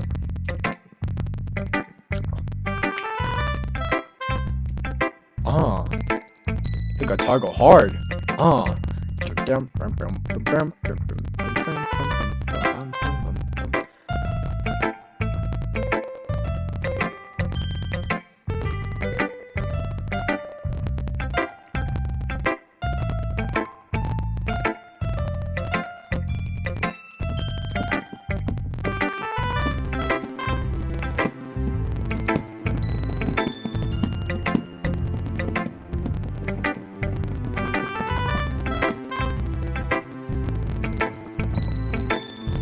Alright, I'm gonna share it with Monica. I'm gonna share it with, Sayori first.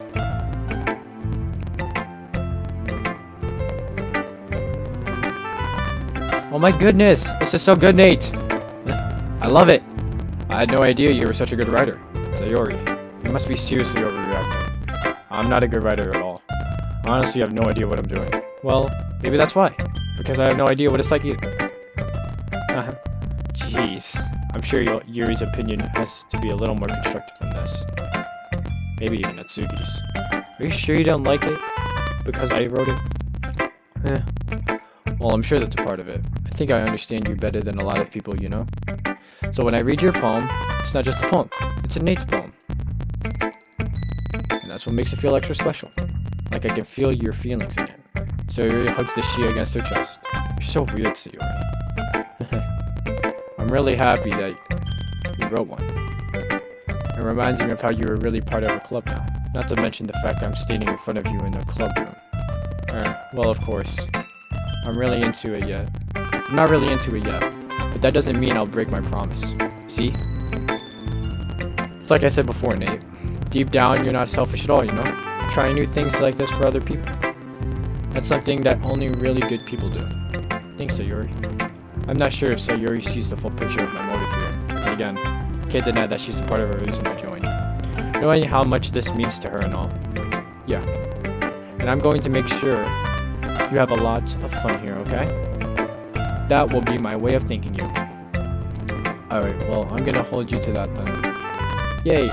Now you read my poem too, right? Don't worry, I'm really bad at this. We'll see about that. Dear Sunshine, the way you glow through my blinds in the morning, it makes me feel like you missed me. Kissing my forehead to help me out of bed. Making me rub the sleepy from my eyes. Are you asking me to come out and play? Are you trusting me to wish away a rainy day? I look above, the sky is blue. It's a secret, but I trust you, too. If it wasn't for you, I could sleep forever. But I'm not mad, I want breakfast.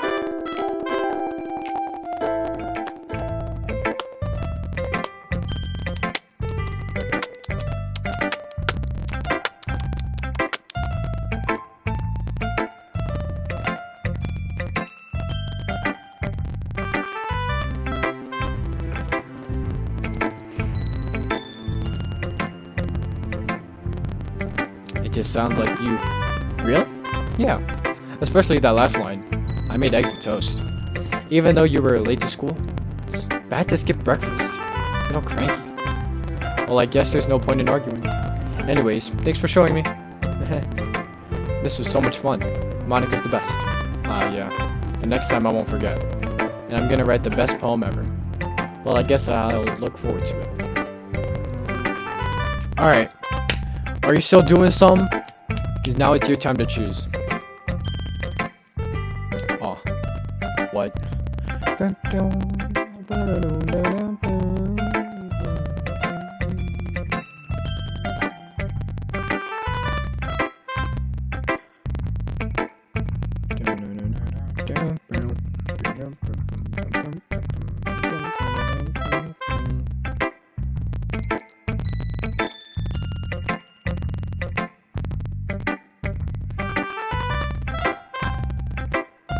Natsuki.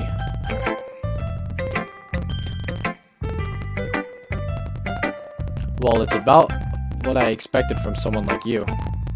It's a little blunt. Well, excuse me. It's not like I said it was bad. It just didn't evoke any emotions. So basically, it's not cute enough for your taste. Do you want to get smacked? I'll pass. Well, anyway, I guess I need to show you mine. Not that you'll like it. Eagles can fly, monkeys can climb, crickets can leap, horses can race, owls can seek, cheetahs can run, eagles can fly, people can try, but that's about it. Yeah.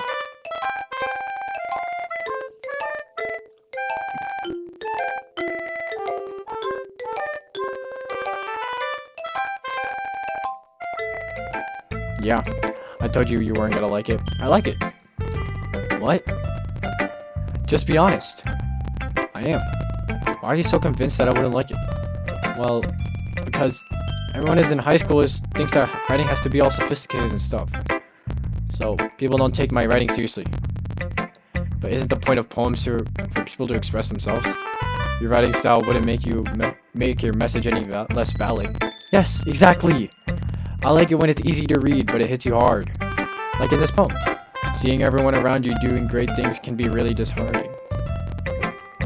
So I decided to write about it. Yeah, I understand. But the other nice thing about simple writing is that it puts more weight on the wordplay. Like I set up for a rhyme at the end, but then it made it fall flat on purpose. Helps bring out the feeling in the last line. So you did. I guess more went into it than I realized. That's what it means to be a pro. I'm glad you learned something. Didn't expect that from the youngest one here, did you? Yeah, guess not.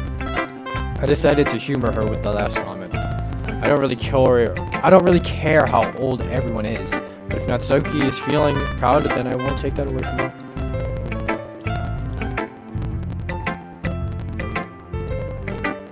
Alright, now, do we save the best for last, Yuri? Or do we do Yuri now and then Monica last?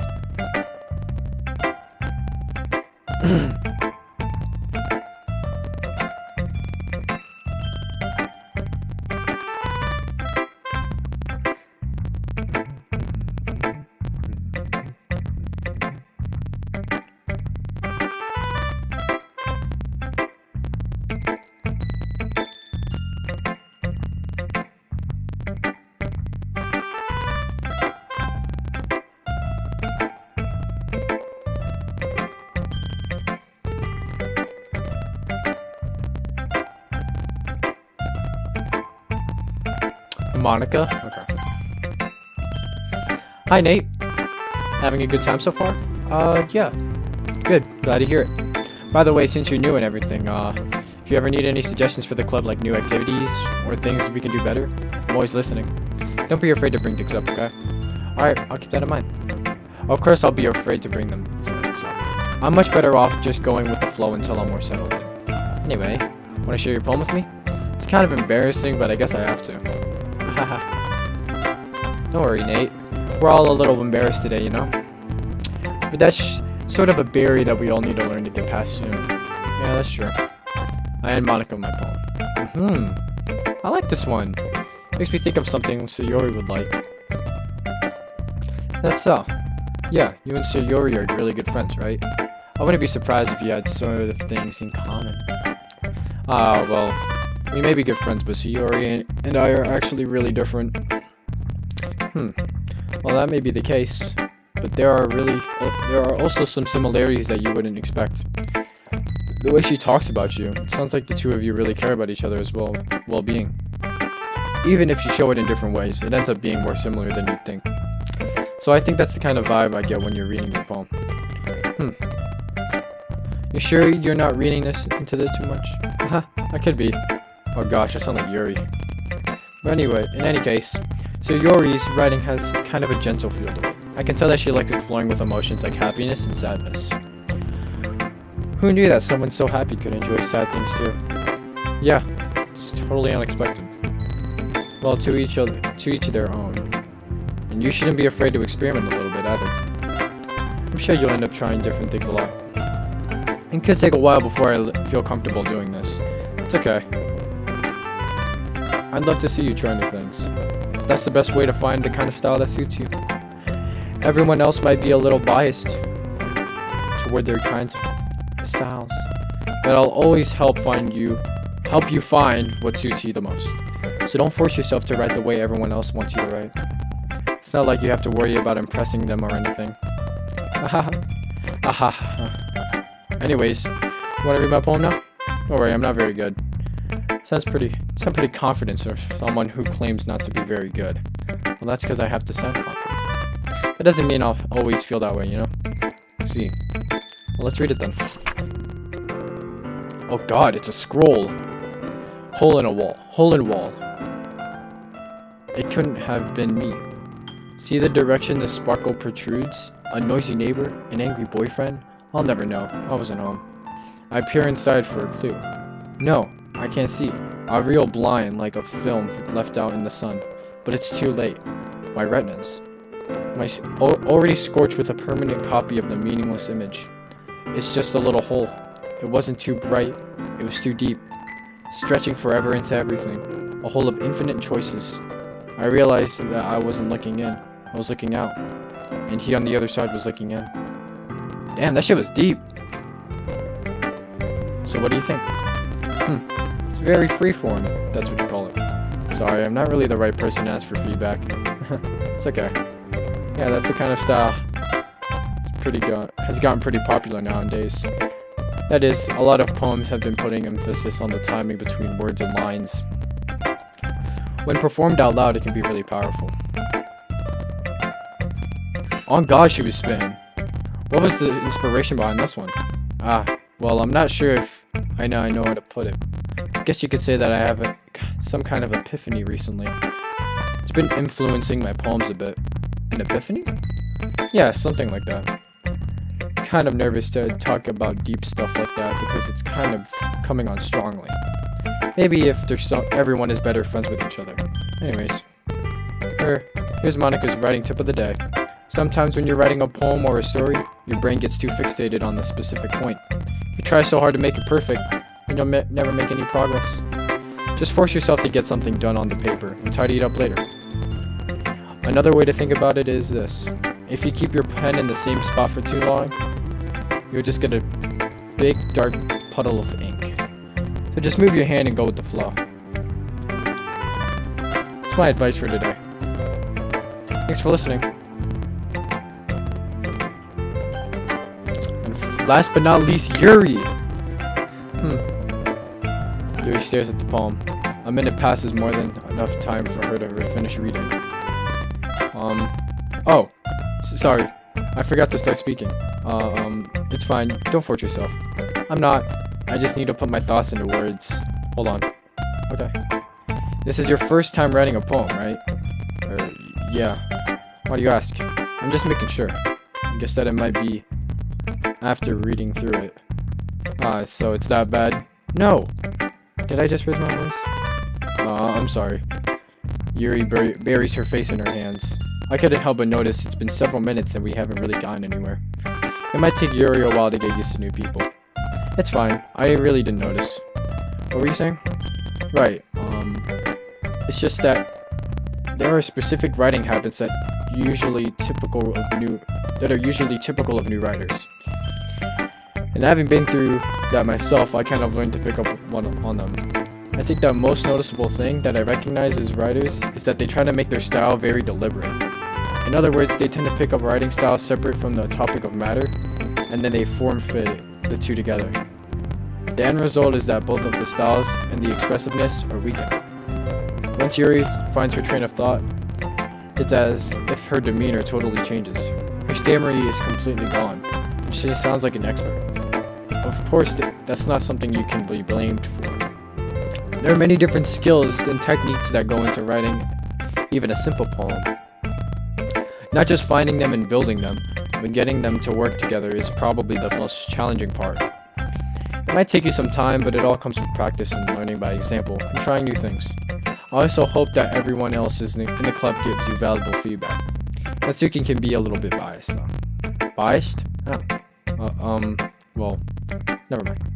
I shouldn't be talking about people like that. Sorry. It's fine. I'm not sure if Yuri's apologizing to herself, to me, or to Natsuki. Do you mind if I read your poem now? Please do. I'd love to share my thoughts and process behind it. Yuri smiles dreamily, as if that's a rare opportunity for her, which itself is kind of funny. After all, isn't this supposed to be a literature club?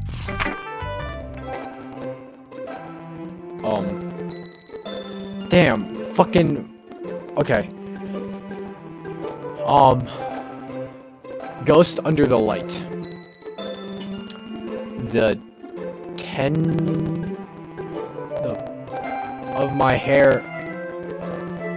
tendrils of my hair illuminate beneath the amber glow.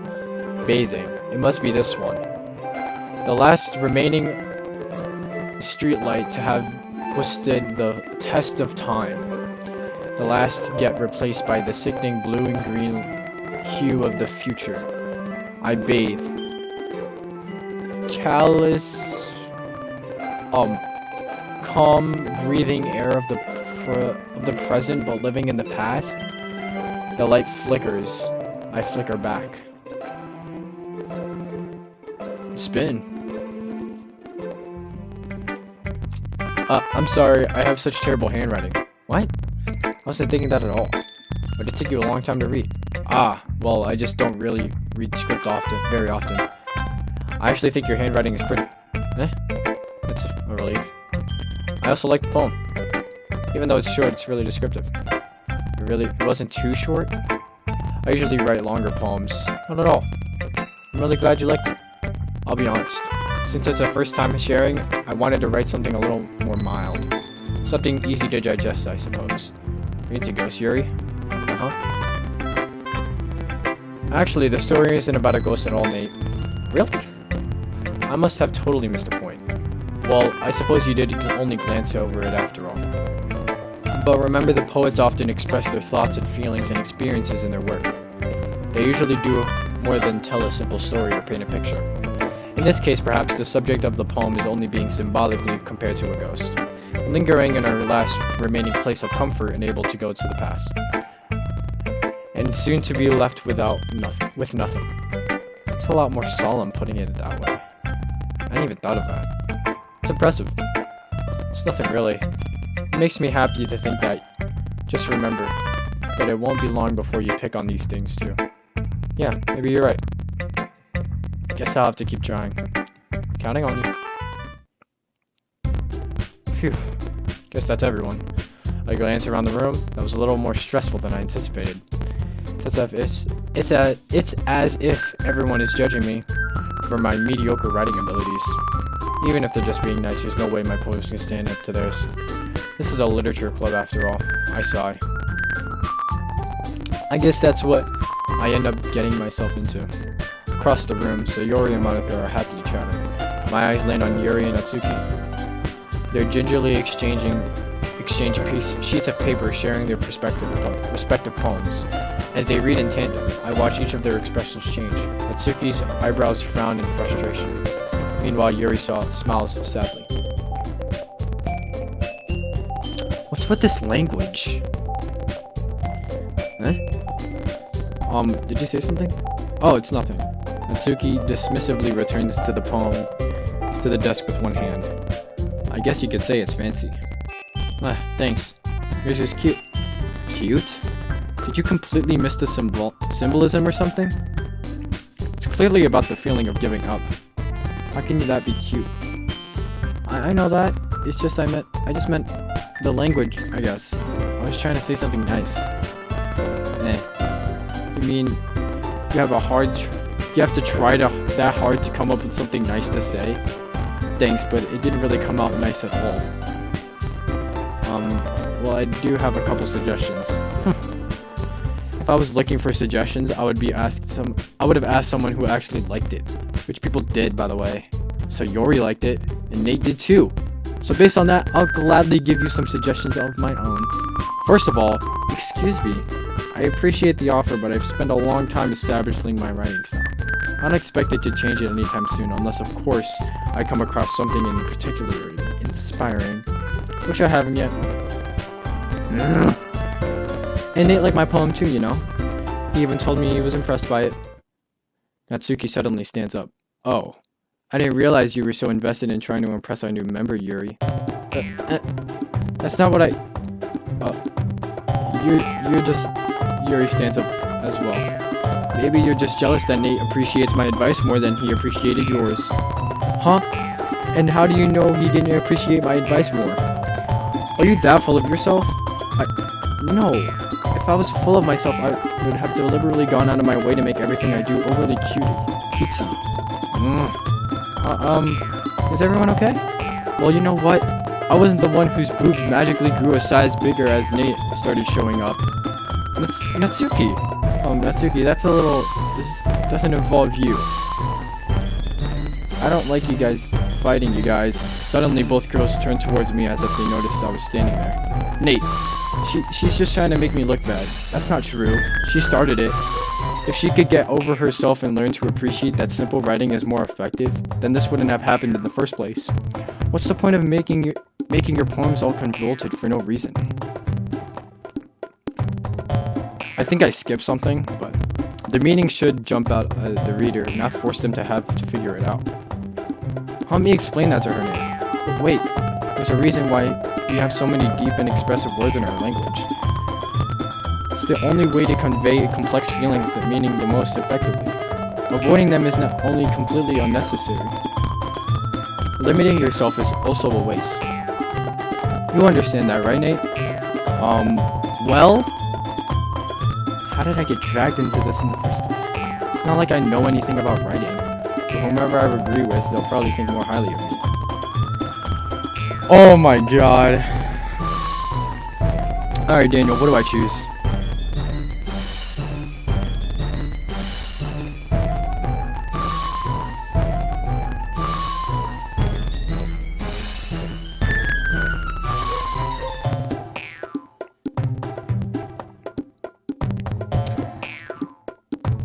Who do I like more?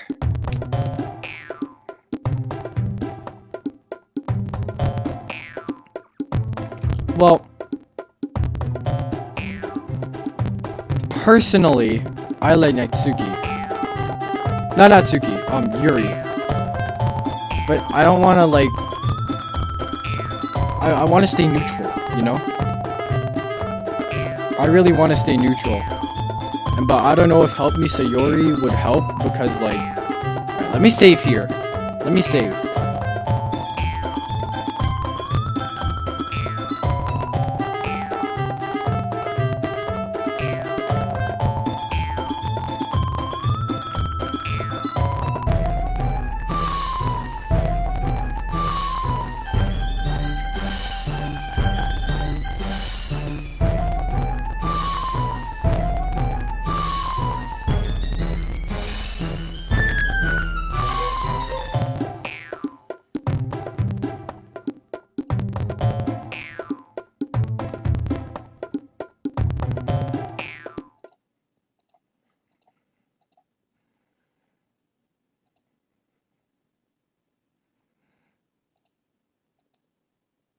Oh wait, I forgot I have to narrate.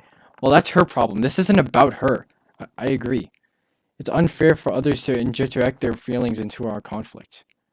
Yeah, unless Sayori wants to tell Yuri what a stuck-up jerk she's being. She would never. It's your immaturity that's made her upset in the first place. Excuse me? Are you listening to yourself? This is exactly why nobody likes...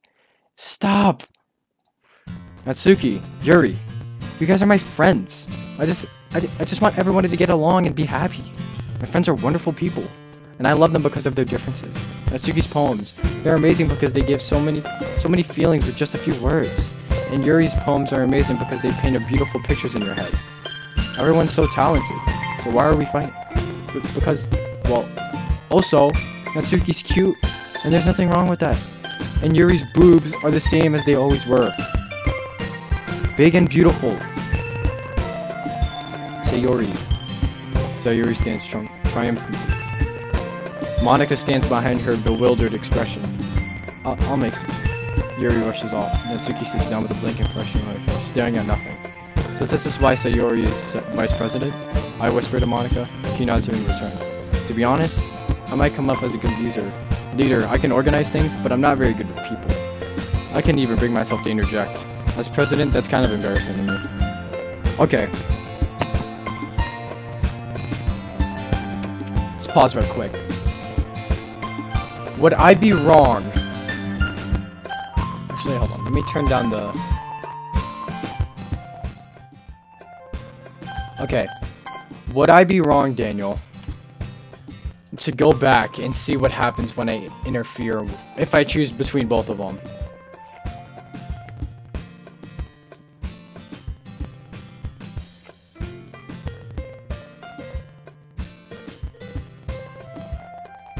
Or should I just go with the flow?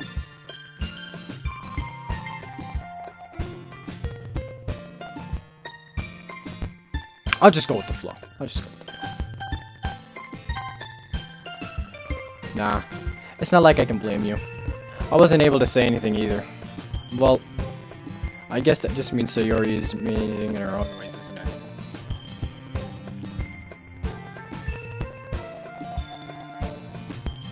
You could say that.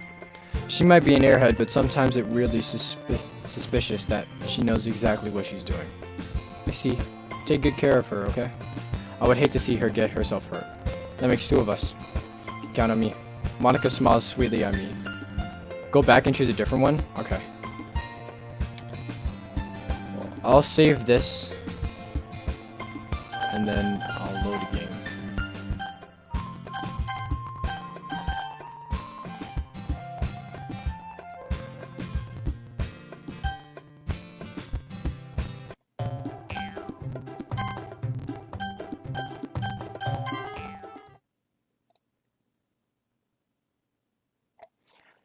You're really talented.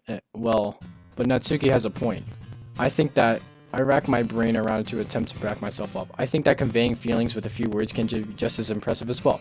It lets the reader's imagination take over. And Natsuki's poem did a really good job at that. Yeah, it did, didn't it? Haha. It shows you how much you know. That's not Natsuki. I think that's enough. Huh? Me? But she was so mean to me. Natsuki's voice whines. Look. What we talked about yesterday was right. Writing is really a personal thing, and sharing it can definitely be hard. Looks like we learned that today. Even small criticisms can lead to something pretty heated.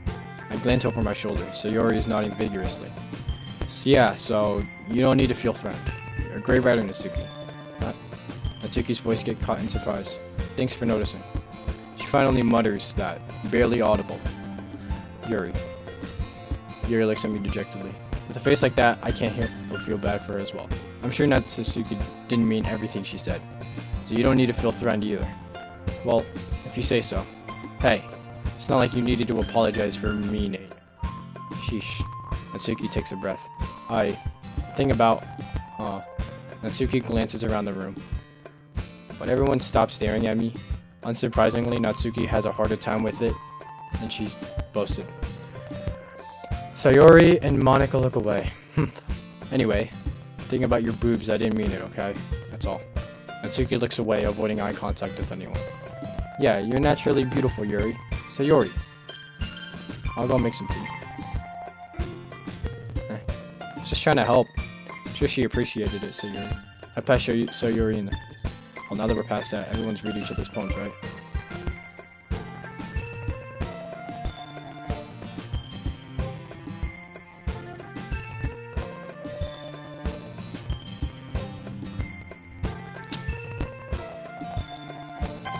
Okay, I'll save that there.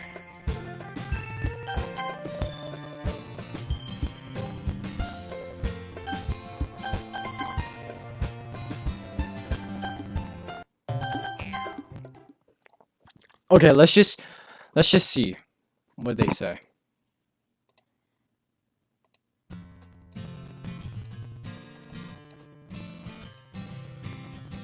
Oh wait, did I just choose the same one? Oh fuck, wait.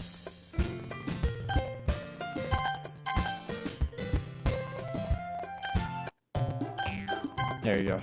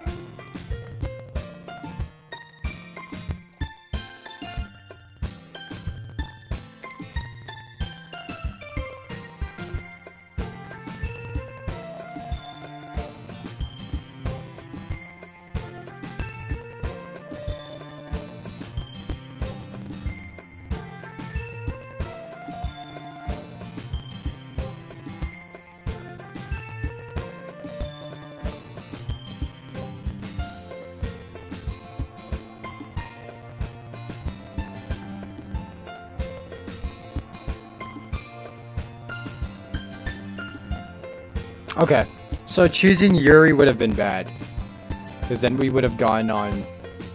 Then we would have gone on Natsuki's bad side. Okay, let's just go with the in between. Such a genuine person really does make a good president, regardless of what she says. If only I could get the chance to talk to her a little more. Okay, everyone, it's just about time for us to leave. How did you all feel about sharing your poems? It was a lot of fun. Well, I'd say it was worth it. It was alright. Almost. Yeah, how about you? Yeah, I'd say the same. It was a neat thing. I need things to talk about with everyone. Awesome. In that case, we'll do the same thing tomorrow. Maybe you'll learn something from your friends too. So your poems will turn out even better. I think to myself. I did learn a little more about kinds of poems everyone likes. With any luck, that means I can at least do a better job impressing those I want to impress. I nod to myself with newfound determination.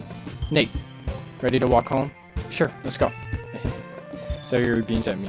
It truly has been a while since Sayuri and I have spent this much time together. I can't really say I'm not enjoying it either.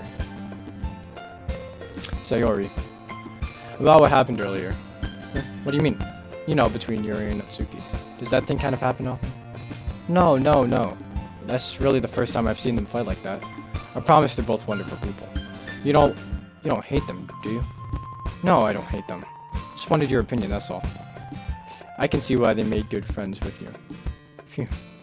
You know, Nate, it's nice that I get to spend time with you in the club. But I think seeing you get along with everyone is making me the happiest. And I think everyone really likes you too. That's... Every day is going to be so much fun. Looks like Sayuri still hasn't caught on to this kind of situation I'm in. Sure, being friends with everyone is nice, but does it really need to stop there? Well, we'll just have to see what happens with the future huffs. We'll just have to see what the future holds. Sayuri, there you go. I pat Sayuri on the shoulder. I said that more to myself than to her, but it's easy to see Sayuri as an internal monologue sometimes. Okay. Yeah, let's do this. Oh, another poem. Jesus Christ.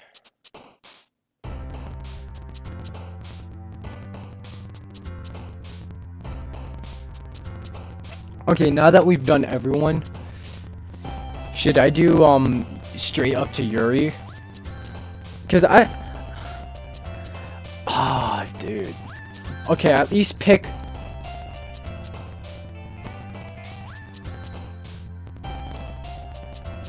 I'm not doing one for Sayori, because Sayori is biased to me no matter what, from what I'm seeing. Natsuki likes simple. So, oh, that's so weird. Because Natsuki and Yuri are two different kinds of personalities. So I feel like one... Because she doesn't like big words, I'm assuming. She likes simple. But I don't know.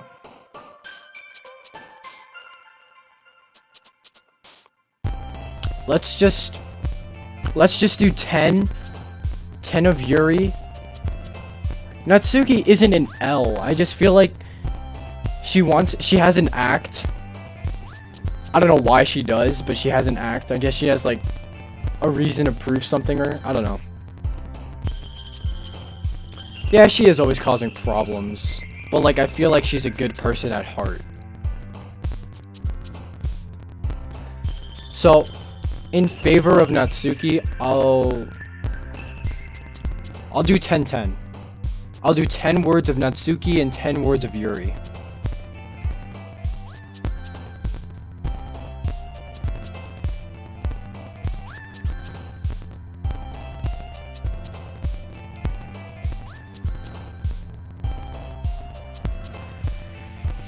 I mean, yeah, you're not wrong. She is always causing problems.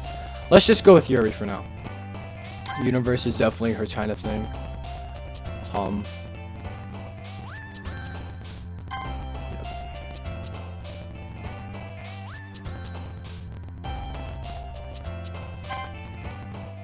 She likes the interesting words.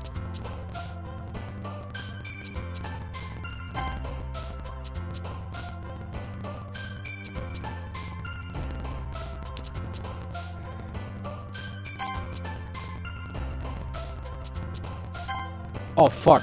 Ah.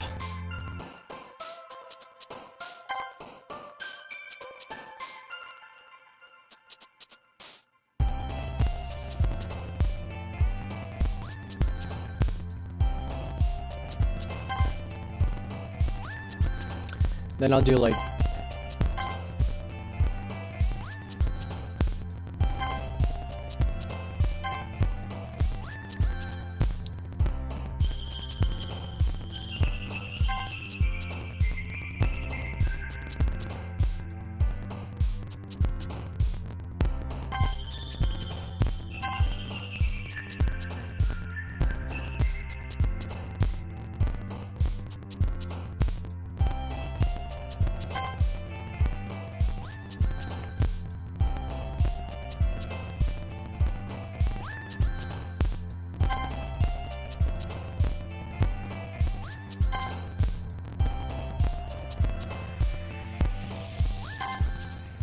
okay.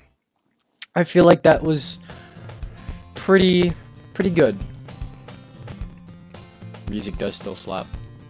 Another day passes and it's time for the club meeting already. I've gotten a little more comfortable here over the past couple of days. Entering the club room, the scene greets me. Hi, Nate. Yo, Sayori. Oh god, that's... what the fuck? Yo, Sayori. I don't know. Looks like you're in a good mood today. I'm just still not used to you being in the club, that's all. I see. It's a pretty simple thing to get in the mood, to get you in a good mood. But I guess it's always the simple things with you anyway. Speaking of which, I'm kinda hungry. Will you come with me to buy a snack? No thanks. That's not like you at all. I have my reasons. Why don't we take a look at your purse, Sayori? Why is that all of a sudden? No reason really. I just wanted to look at it. Sayori nervously retrieves her coin purse. She fumbles with the latch and gets it open. She turns it upside down and lets the contents spill onto the desk. Only 2 small coins fall out. I knew it. I can see right through you, Sayori. That's not fair. How did you even know? It's simple. If you had enough money in the first place, you would have bought a snack before coming into the club room. So either you're not hungry and you wanted an excuse to take a walk, or you plan to conveniently forget that you spent all your money. I would lend you some. But there's one more thing. You're always hungry, so that only leaves with one option. I give up. I don't make me feel guilty. If you feel guilty, that means you deserve to feel guilty. Haha. Yuri suddenly giggles. I didn't notice that she was listening in. Her face is in her book as always. I wasn't listening or anything. It was just something in my book. Yuri, tell Nate to let me borrow some money. Don't get me involved like that, Sayori. Besides, you should only buy what you can responsibly afford. And frankly, after pulling a mischievous little stunt like that, your suffering is fair enough for retribution. I didn't mean that. I got too absorbed into my book. I really like when you speak your mind, Yuri. It doesn't happen much, but it's a fun side of you. There's no way you could think that. You're right though. They did something bad, now I have to accept the revelation. Retribution. That. Still, coming from you, Sayori, I guess there's a little devil inside all of us, isn't there? Don't let her fool you. Sayori knows exactly what she's doing. After all, she told you guys she was bringing me to the club before she even told me. But you wouldn't have come if it weren't for the cupcakes. So I had to trick Natsuki into making them. Come on, give me more credit than that, Sayori. Oh my! Yeah. Out of nowhere, something smacks Sayori in the face and tumbles onto the desk. Ow. What was that? A cookie! Sure enough, it's a giant cookie wrapped in plastic. Sayori glances around. Is this a miracle? It's because I paid my restitution. Retribution. Actually, that one almost worked. I was just gonna give it to you, but then I heard you blab about the cupcakes. It was totally worth seeing your reaction though. Natsuki, it's so nice of you. I'm so happy. Sayori hugs the cookie. Geez, just eat it. Sayori rapidly tears open the wrapper and takes a big bite. So good. Sayori suddenly clasps her hands over her mouth. I bit my tongue. You're going through a lot over just one cookie. Natsuki takes a bite of her own cookie. Oh, yours looks really good, Natsuki. Can I try it? Jeez, beggars can't be choosers. But yours is chocolate. Yeah, why do you think I gave you that one? Fine. Still, I'm really happy that you shared this one with me. Sayori gets out of her seat and goes behind Natsuki and wraps her arms around her. Oh, jeez. I get it. Cookie still in hand, Natsuki reaches up to nudge Sayori off her. Oh. Sayori suddenly leans down and takes a bite of Natsuki's cookie. Hey! Did you seriously just do that? Mouthful, Sayori trots away to safety. And Yuri and I laugh as well. Jeez, you're such a kid sometimes. Monica, can you tell Sayori... Natsuki glances around. Monica is in the clubroom. Ugh. Where's Monica anyway? Good question. Have any of you heard anything about her lately today? Not me. Yeah, I haven't either. It's a bit unusual. Hope she's okay. Of course she's okay. She's probably had something to do today. She's pretty popular after all. You don't think she has a... I wouldn't be surprised. She's probably more desirable than all of us combined. That's true. Excuse me? Suddenly the door swings open. Sorry, I'm super sorry. Ah, there you are. I didn't mean to be late. I hope you guys weren't worried or anything. Monica chose the club over her boyfriend after all. You're so strong-willed. Boyfriend? What on earth are you talking about? Monica quizzically glances at me. Oh, never mind that. What held you up anyway? Ah, well, my last period today was study hall. To be honest, I kind of just lost track of time. That makes no sense though. I would have heard the bell ring at least. Must have not heard it since I was practicing piano. Piano? I wasn't aware you played music as well, Monica. I don't really. Kinda just started recently. I've always wanted to learn piano. It's so cool. You should play something for us, Monica. Monica looks at me. Maybe once I get a little better, I will. Yay. That sounds cool. I'd also look forward to it. Is that so? In that case, I won't let you down, Nate. Monica smiles sweetly. Ah, I didn't mean any pressure or anything like that. I don't worry. I've been practicing a whole lot lately, and I'd really love the chance to share it once I'm ready. I see. In that case, best of luck. Thanks. So I didn't miss anything, did I? No, not really. I choose to leave out Sayori's mischievous escape. I'm sure Natsuki will end up complaining to her anyway. Looks like everyone has settled down on her. Sayori somehow already finished her entire cookie. Yori's back to her book and Natsuki disappeared into the closet. Nate! Nate! Sayori suddenly comes up to me. I'm gonna get some supplies from another classroom. Wanna come with me? Supplies? What for? Well, you know how the festival is coming up.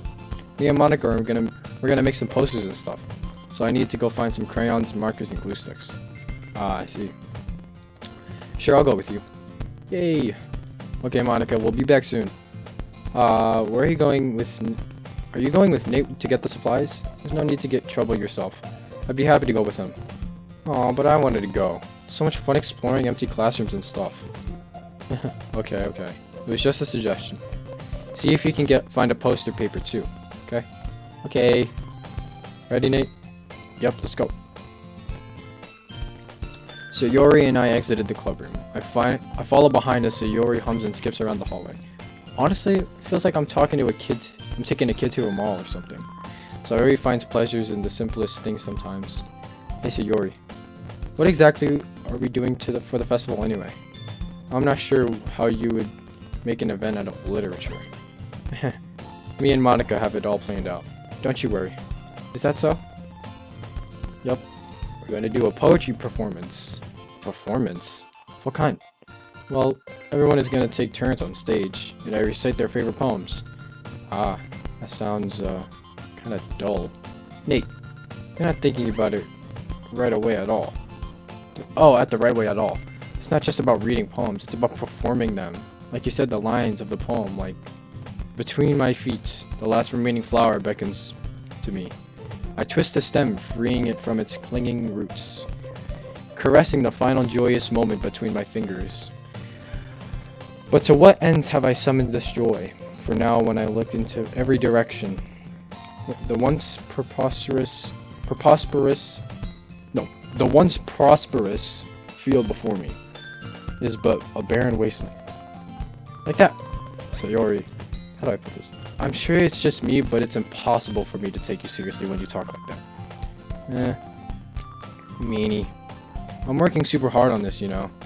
Ah, I know.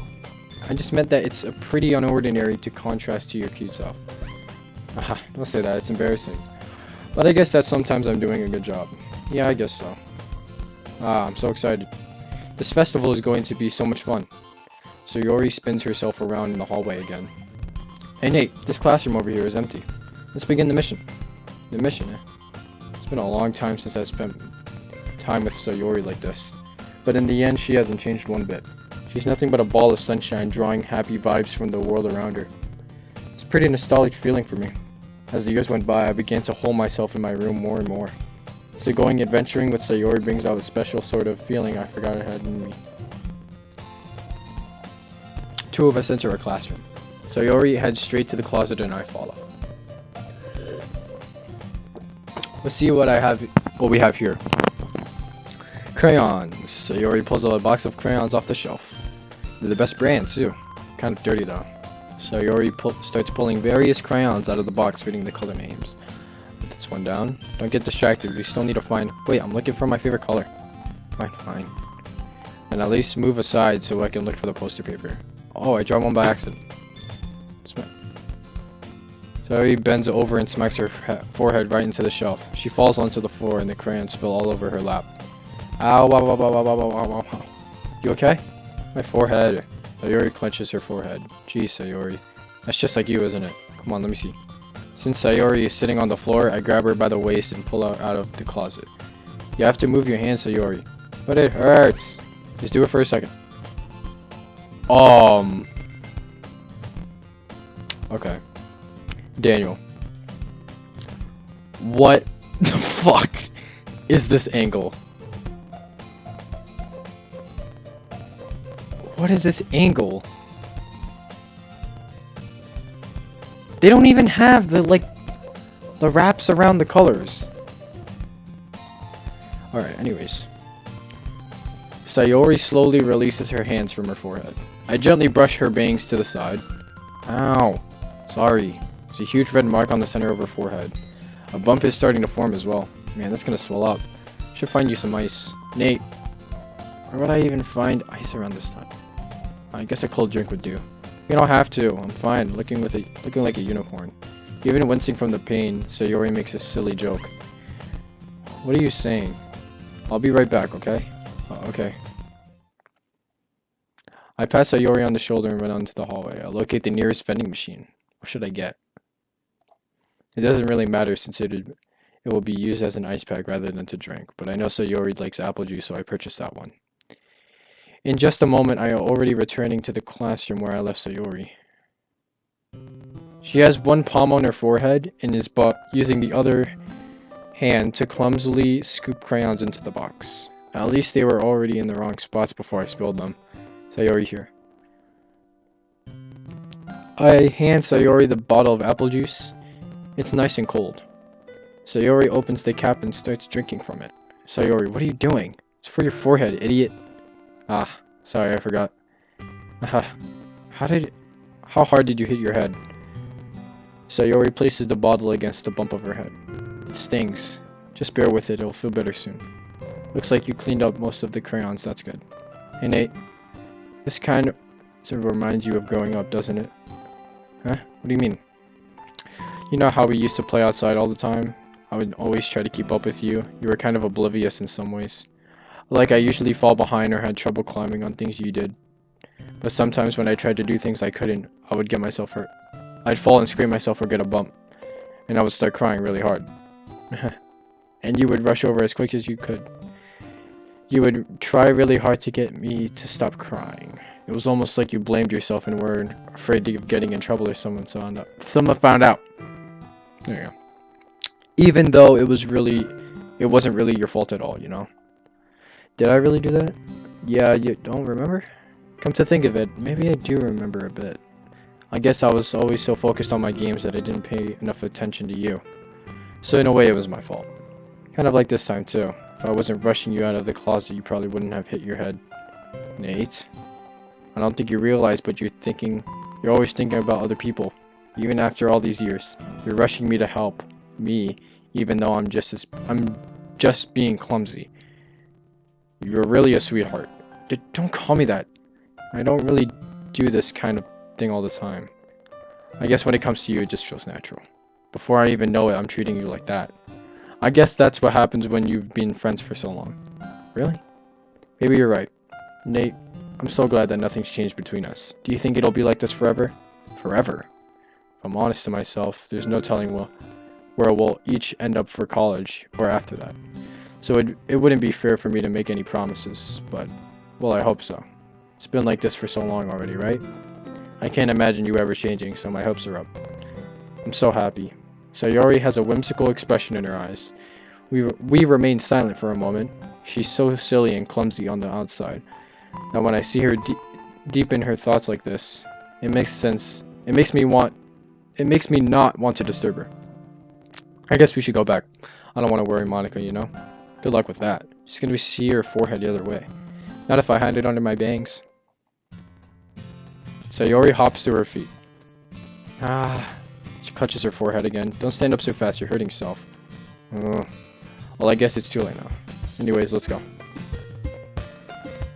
I follow Sayori out of the classroom. Sayori plays with her bangs to try to hide the bump, but without much success. In a moment, we make it back to the club room. Ah, you're back.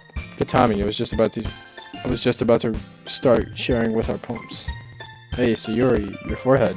She's fine, don't worry about it. I was playing with the crayons and I smacked my forehead into the shelf. Well, anyway, were you able to find everything we needed? I have it right. Sayori frantically glances at around herself. I forgot all the stuff. Calm down, Sayori. I have it all right here. Found the poster paper too. Sounds like you ended up doing all the work, Nate. Well, Sayori. I failed to come up with an excuse for Sayori now. I made it an adventure. Yeah, that. Aha, okay. In any case, good work. I'll start working on the posters tonight. Me too. Okay, everyone, are you ready to share our poems? Guess I should grab mine. After making sure the crayon box is closed tightly, I return to my seat.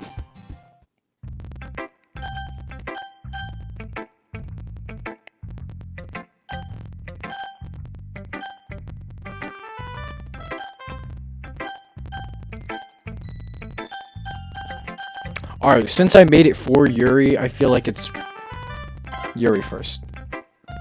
Let's see what you've written for today. Well done, Nate. Your skills are already improving. Really? Thanks, Yuri. Coming from you, that means a lot. It's nothing. I'm just happy to help inspire fellow writers. I know you're new to this, so don't worry so much if it seems like you can't get your poem to feel perfect. You don't need to be afraid to be a little more daring. Metaphors can go a long way. Don't feel like you need to work your brain like a turning bunch of gears. Try letting your mind wander through your feelings and write down the things you see and hear. That's one way to truly enable your reader to see into your mind. It's a very intimate exercise. And it's certainly an interesting technique. Thanks for sharing. I have well, an example of that if you'd like to read it. Of course. This is the poem you wrote for today? Yuri nods and timidly hands me her poem. Oh my god! This shit is hella long! Alright. The raccoon. It happened in the dead of night while I was slicing bread for a guilty snack. My attention was caught by the scuttering of a raccoon outside my window. That was, I believe, the first time I noticed my strange tendencies as an unordinary human. I gave the raccoon a piece of bread of my subconsciousness, well aware of that consequence, well aware that the raccoon that is fed will always come back for more. The enticing beauty of my cutting knife was the symptom. The bread, my hungry curiosity, the raccoon. I don't know what that says. The moon increments its phase. You wouldn't even try reading it? Alright. Well, let's not bother reading it and just, yeah. It's a little more daring with this one than yesterday's. I can see that. It's a lot more metaphorical. I don't know if it's my fault, but I begin to imagine what this poem's about. That's right, it's a bit closer to my preferred writing style. Using the poem as a canvas to express vivid imagery and conveying emotions through them. Yeah, if I take it at a face value, then I can't figure out what it's supposed to mean. Well, I think it's something that different people can relate to in their own way. I wanted to express the way it feels for me to indulge in my more unusual hobbies. It's the sort of things I'm usually forced to keep to myself. So I sometimes enjoy writing about them. Why do you keep them to yourself? Because they're embarrassing. And people would make fun of me. Don't you have anything like that, Nate? Well, yeah, I guess I do. I feel like everyone has a little something like that. The best we can do is respect each other and our individualities. Even if it's difficult sometimes and some things make us uncomfortable. After all, if I hadn't learned to embrace my own weirdness, I would probably hate myself. I might be ranting a little bit now, but I'm glad that you're a good listener.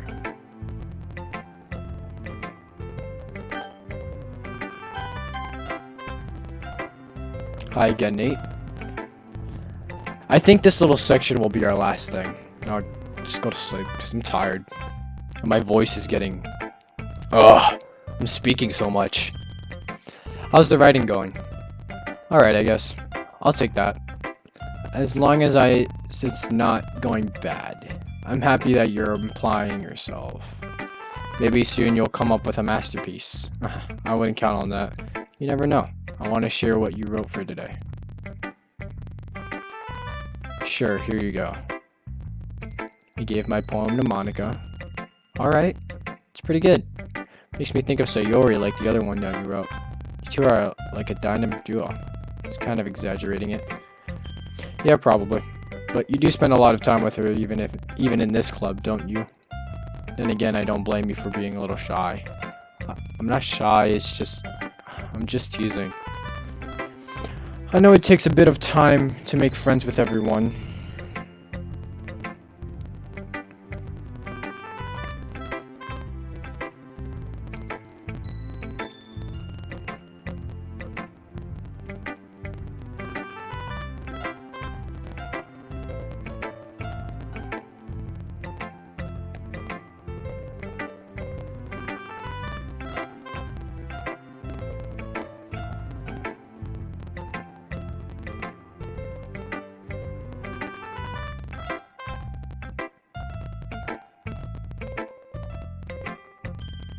Sorry, I was texting.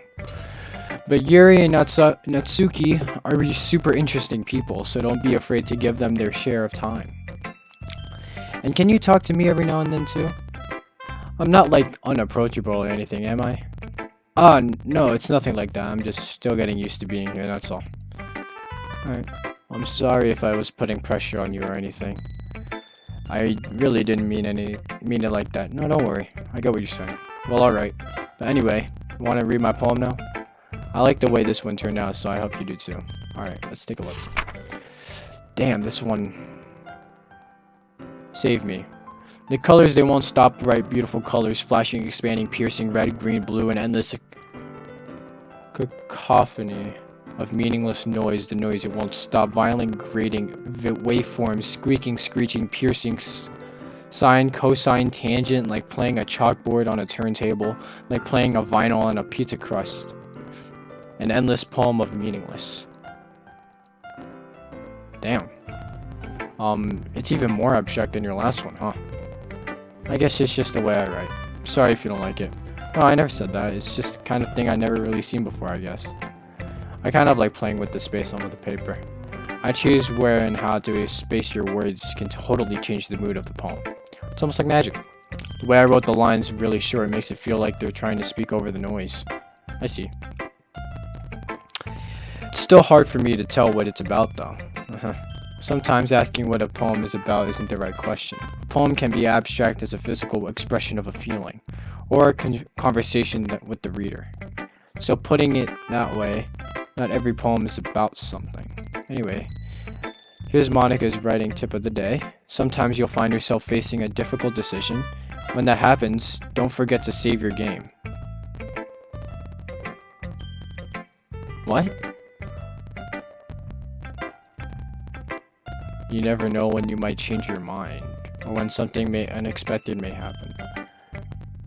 Wait, is this tip even about writing? What am I even talking about? Wait, what the fuck? Wait, that's...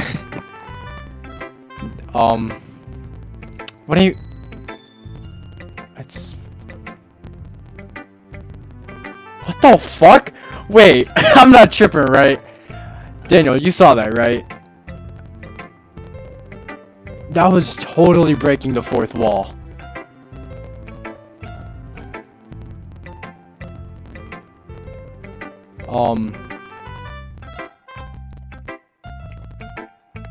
Okay then. Let's do Sayori. I do not know what just happened. Alright. Nate, I really love your poems. I can't believe you've been hiding these from me. I'm not hiding anything, but your poems are so good. Yesterday's and this one too. You can tell me you haven't done this before.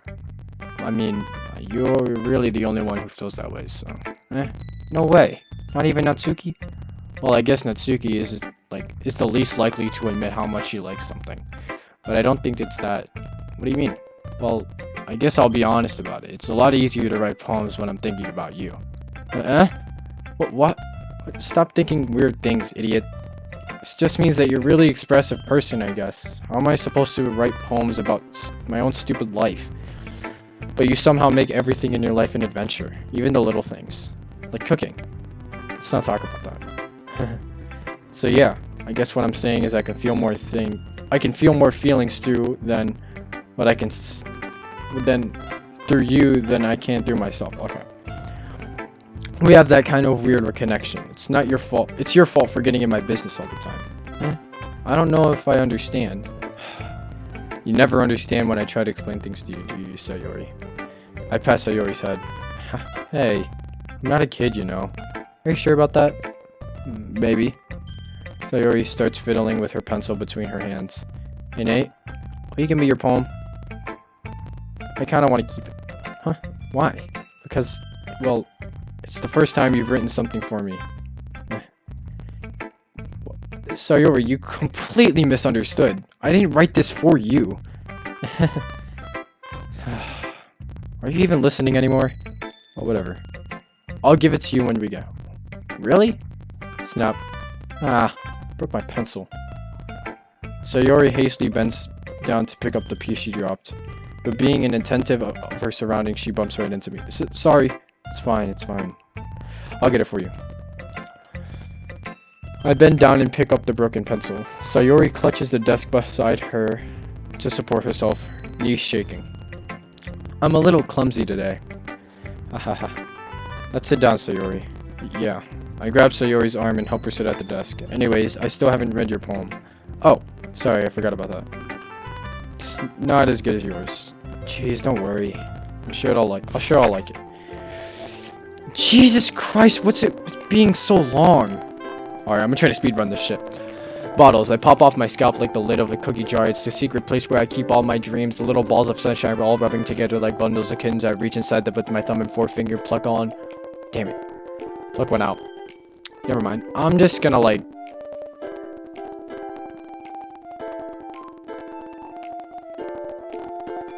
Alright. Hold on. Let me read it. I put the bottle on the shelf with all the other bottles. Happy thoughts, happy thoughts, happy thoughts in a bottle all in a row. My collection makes a lot of friends. Each bottle a starlight to make amends. Sometimes my friends feels a certain way. Down comes a bottle to save the day. Night after night, more dreams. Friend after friend, more bottles. Deeper and deeper my fingers go. Like exploring a dark cave, discovering the secret hiding in the nooks and crannies, digging and digging, scraping and scraping. I blow off the dust off my bottle caps. It doesn't feel like the time elapsed. My empty shelf could use some more. My friends look through my locked front door. Damn, it's spitting. Finally, all done. I open up and it comes in my friends, and they come in such a hurry. Do they want my bottles that much? I frantically pull them from the shelf, one after the other, holding them out to each and every friend, each and every bottle. But every time I let one go, it shatters against the tide between my feet. Happy thoughts, and shards all over the floor. They were supposed to be for my friends who aren't smiling. They're all shouting, pleading something, but all I hear is an echo, echo, echo, echo, echo inside my head. Spin! Holy crap! Sayori, did you really write this? Of course I did. Did I tell you yesterday I was gonna write the best poem ever? Yeah, but... I mean, I didn't expect something like this from you, coming from you. Monica taught me a whole lot. I've been really in touch with my feelings recently. I see that. It's almost kind of creepy. Creepy? Well, not exactly. Maybe because I'm so used to being so cheerful. Well, never mind. I'm thinking too hard about it. The point is, it came out good, so you should be proud of it. Aw, thanks. I feel like it was meant to express myself this way. It even helps me understand my own feelings a little bit better. Writing is like magic. You've gotten pretty passionate about this, huh? Hope you keep it up. Yeah, writing's the best. Gonna keep writing until I die. Okay, don't get ahead of yourself. So I always had a habit of getting obsessed with something before dropping it with no more than a week later. I wonder if this is one of those times. But seeing the passion in her eyes makes it hard for me to be pessimistic.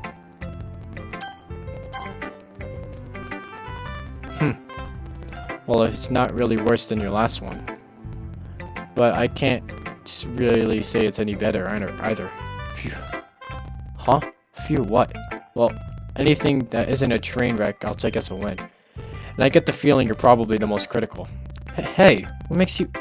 Wait, maybe that was a compliment. Aha. Glad to see someone recognizes my experience. Well then, keep practicing and maybe you'll get as good as me someday. That's, Something tells me Natsuki completely missed the point. Come to think of it, this kind of reminds me of Sayori's poem from yesterday. You think so? Yeah, well, I guess if you've been friends with her for so long, you might be on the same wavelength. But you've never really struck me as her type. Sayori has a type all of a sudden? Well, I don't know, but honestly, how can someone so fluffy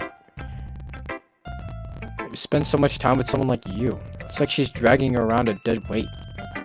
That's a little unnecessary, but think of it this way. If it weren't for me, she'd probably just fly away like letting go of a balloon. You could say we each take care of each other in our own way. Whatever it is, I don't get it. Oh yeah, I guess I'm supposed to show you my poem. Here.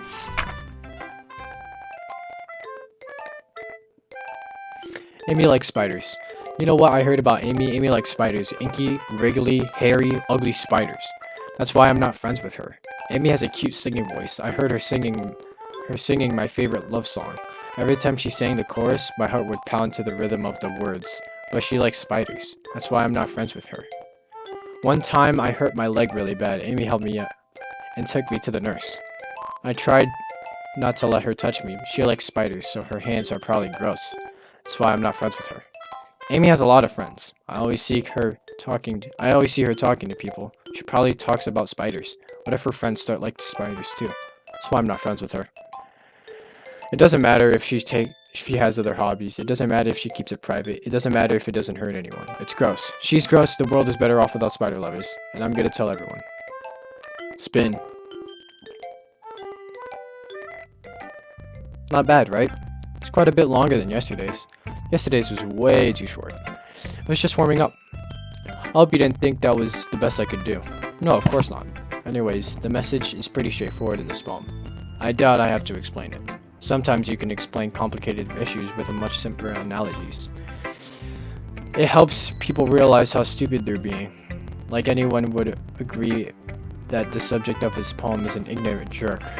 Do you know people like that? Of course. It's about how everyone thinks It doesn't matter. It can't be about anything. I wrote it to be easy to relate to. Everyone has some kind of weird hobby or guilty pleasure. Something that you're afraid if people find out they make fun of you or think less of you. But that just makes people stupid. Who cares what someone likes as long as they're not hurting anyone and it makes them happy? I think people really need to respect others for liking weird things. Huh, that's funny. Yuri wrote about something similar today. Huh? Did you say Yuri? Yeah. She said her poem was about an unusual hobby of hers. I didn't really get it, but she said something similar to you. That people shouldn't make each other feel insecure about other things. Really? Well, I mean, Yuri's pretty weird, so I wouldn't doubt that she has some weird hobbies. Not that there's anything wrong with that. It's not like I would judge her or anything. Natsuki has trouble finding her words. I guess I should try not to be so mean to her. If she feels so insecure about her weird behaviors and stuff, I mean, I always hate people who make me feel insecure. And Yuri made me feel insecure yesterday. But the way you put it, it sounds like she learned her lesson. Well, I would say so. Even if her writing style is really different, I'm sure she'll appreciate the message of your poem. It's what I do best after all. I don't like writing unless there's a good message to take away from it. Like conveying emotions is important. But I want to make sure people think and not just feel. Remember that. I'm going to write a good one for tomorrow, too. So look forward to it. Okay, everyone. We're all done reading each other's poems, right? I have some extra planned today, so if everyone can come sit at the front of the room. Is this about the festival? Well, sort of. Ugh, do we really have to do something for the festival? It's not like we can put together anything good in just a few days. We'll just end up embarrassing ourselves instead of getting any new members. That's a concern of mine as well. I don't really do well with the last minute preparations. Don't worry so much. We're going to keep it simple, okay? We don't need much more than a few decorations. So Yori has been working on posters and I've designed some pamphlets we can give out during the event. Okay, that's great and all, but that doesn't tell us what we're actually going to be doing for the event. Oh, sorry, I thought you heard about it already. We're going to be performing. Performing? Monica, Yeah, we're going to have a poetry performance. Each of us are going to choose a poem to recite during the event. But the cool part is we're also going to let anyone else come up with and recite the poems too. So Ori's putting it all on the posters in case anyone wants to prepare ahead of time. So Yori, who's been coloring a poster, holds it up for us to see. Are you kidding me, Monica? You didn't already start putting those posters up, did you? Well, I did.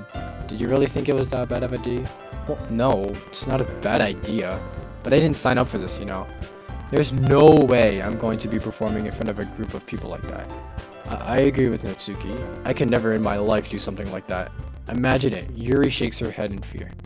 Guys, no way, Sayori. I understand where they're coming from. Remember that Natsuki and Yuri have never shared their poems with anyone until just a couple days ago. It's a lot to ask for them to recite their poems out loud to a whole room full of people. I guess I kind of overlooked that, so I'm sorry. But I still think we should give it our best. We're the only ones responsible for the fate of this club. If we start the event and each put out a good performance, then it will inspire others to do the same. And the more people who perform, the more we'll be able to show everyone what literature is all about. Yeah, it's about expressing your feelings, being intimate with yourself, finding new horizons, and having fun. That's right. And it's those reasons that we're all in this club today. Don't you want to share that with others?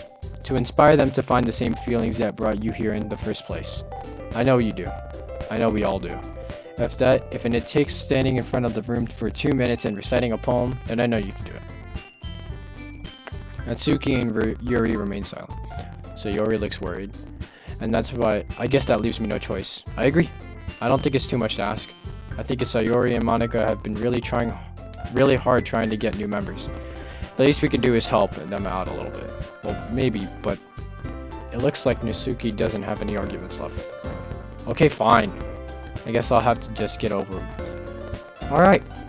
Phew. Thanks, Natsuki. What about you, Yuri? Yuri dejectedly glances around at everyone else's expectant faces. I guess I don't really have a choice. Ahaha, that's everyone. You're the best, Yuri. This club is seriously going to be the death of me. Oh gosh, it'll be fine, Yuri. But anyway, let's move on to the main event. I want each of you to choose a poem of yours. We're going to practice reciting them in front of each other. No way. Monica, this is too sudden. Well, if you can't recite your poem in front of the club, how do you expect to do it in front of strangers? Oh no. Don't worry. I'll start it off to help everyone feel a little bit more comfortable. Can I go next? Of course. Now let's see. Monica flips through her notebook to the specific poem she has in mind for herself. Then she stands behind the podium. Alright. That's where we leave it off.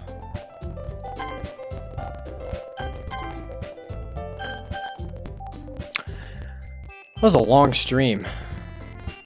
Like 3 hours.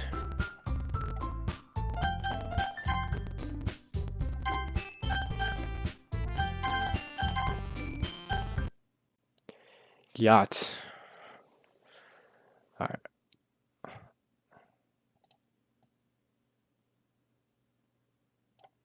Let's just put Doki Doki right there. Alright. Well, that's the end of the stream. Yeah, that was crazy. When, like, the fourth wall break thingy was... Wow. Yacht.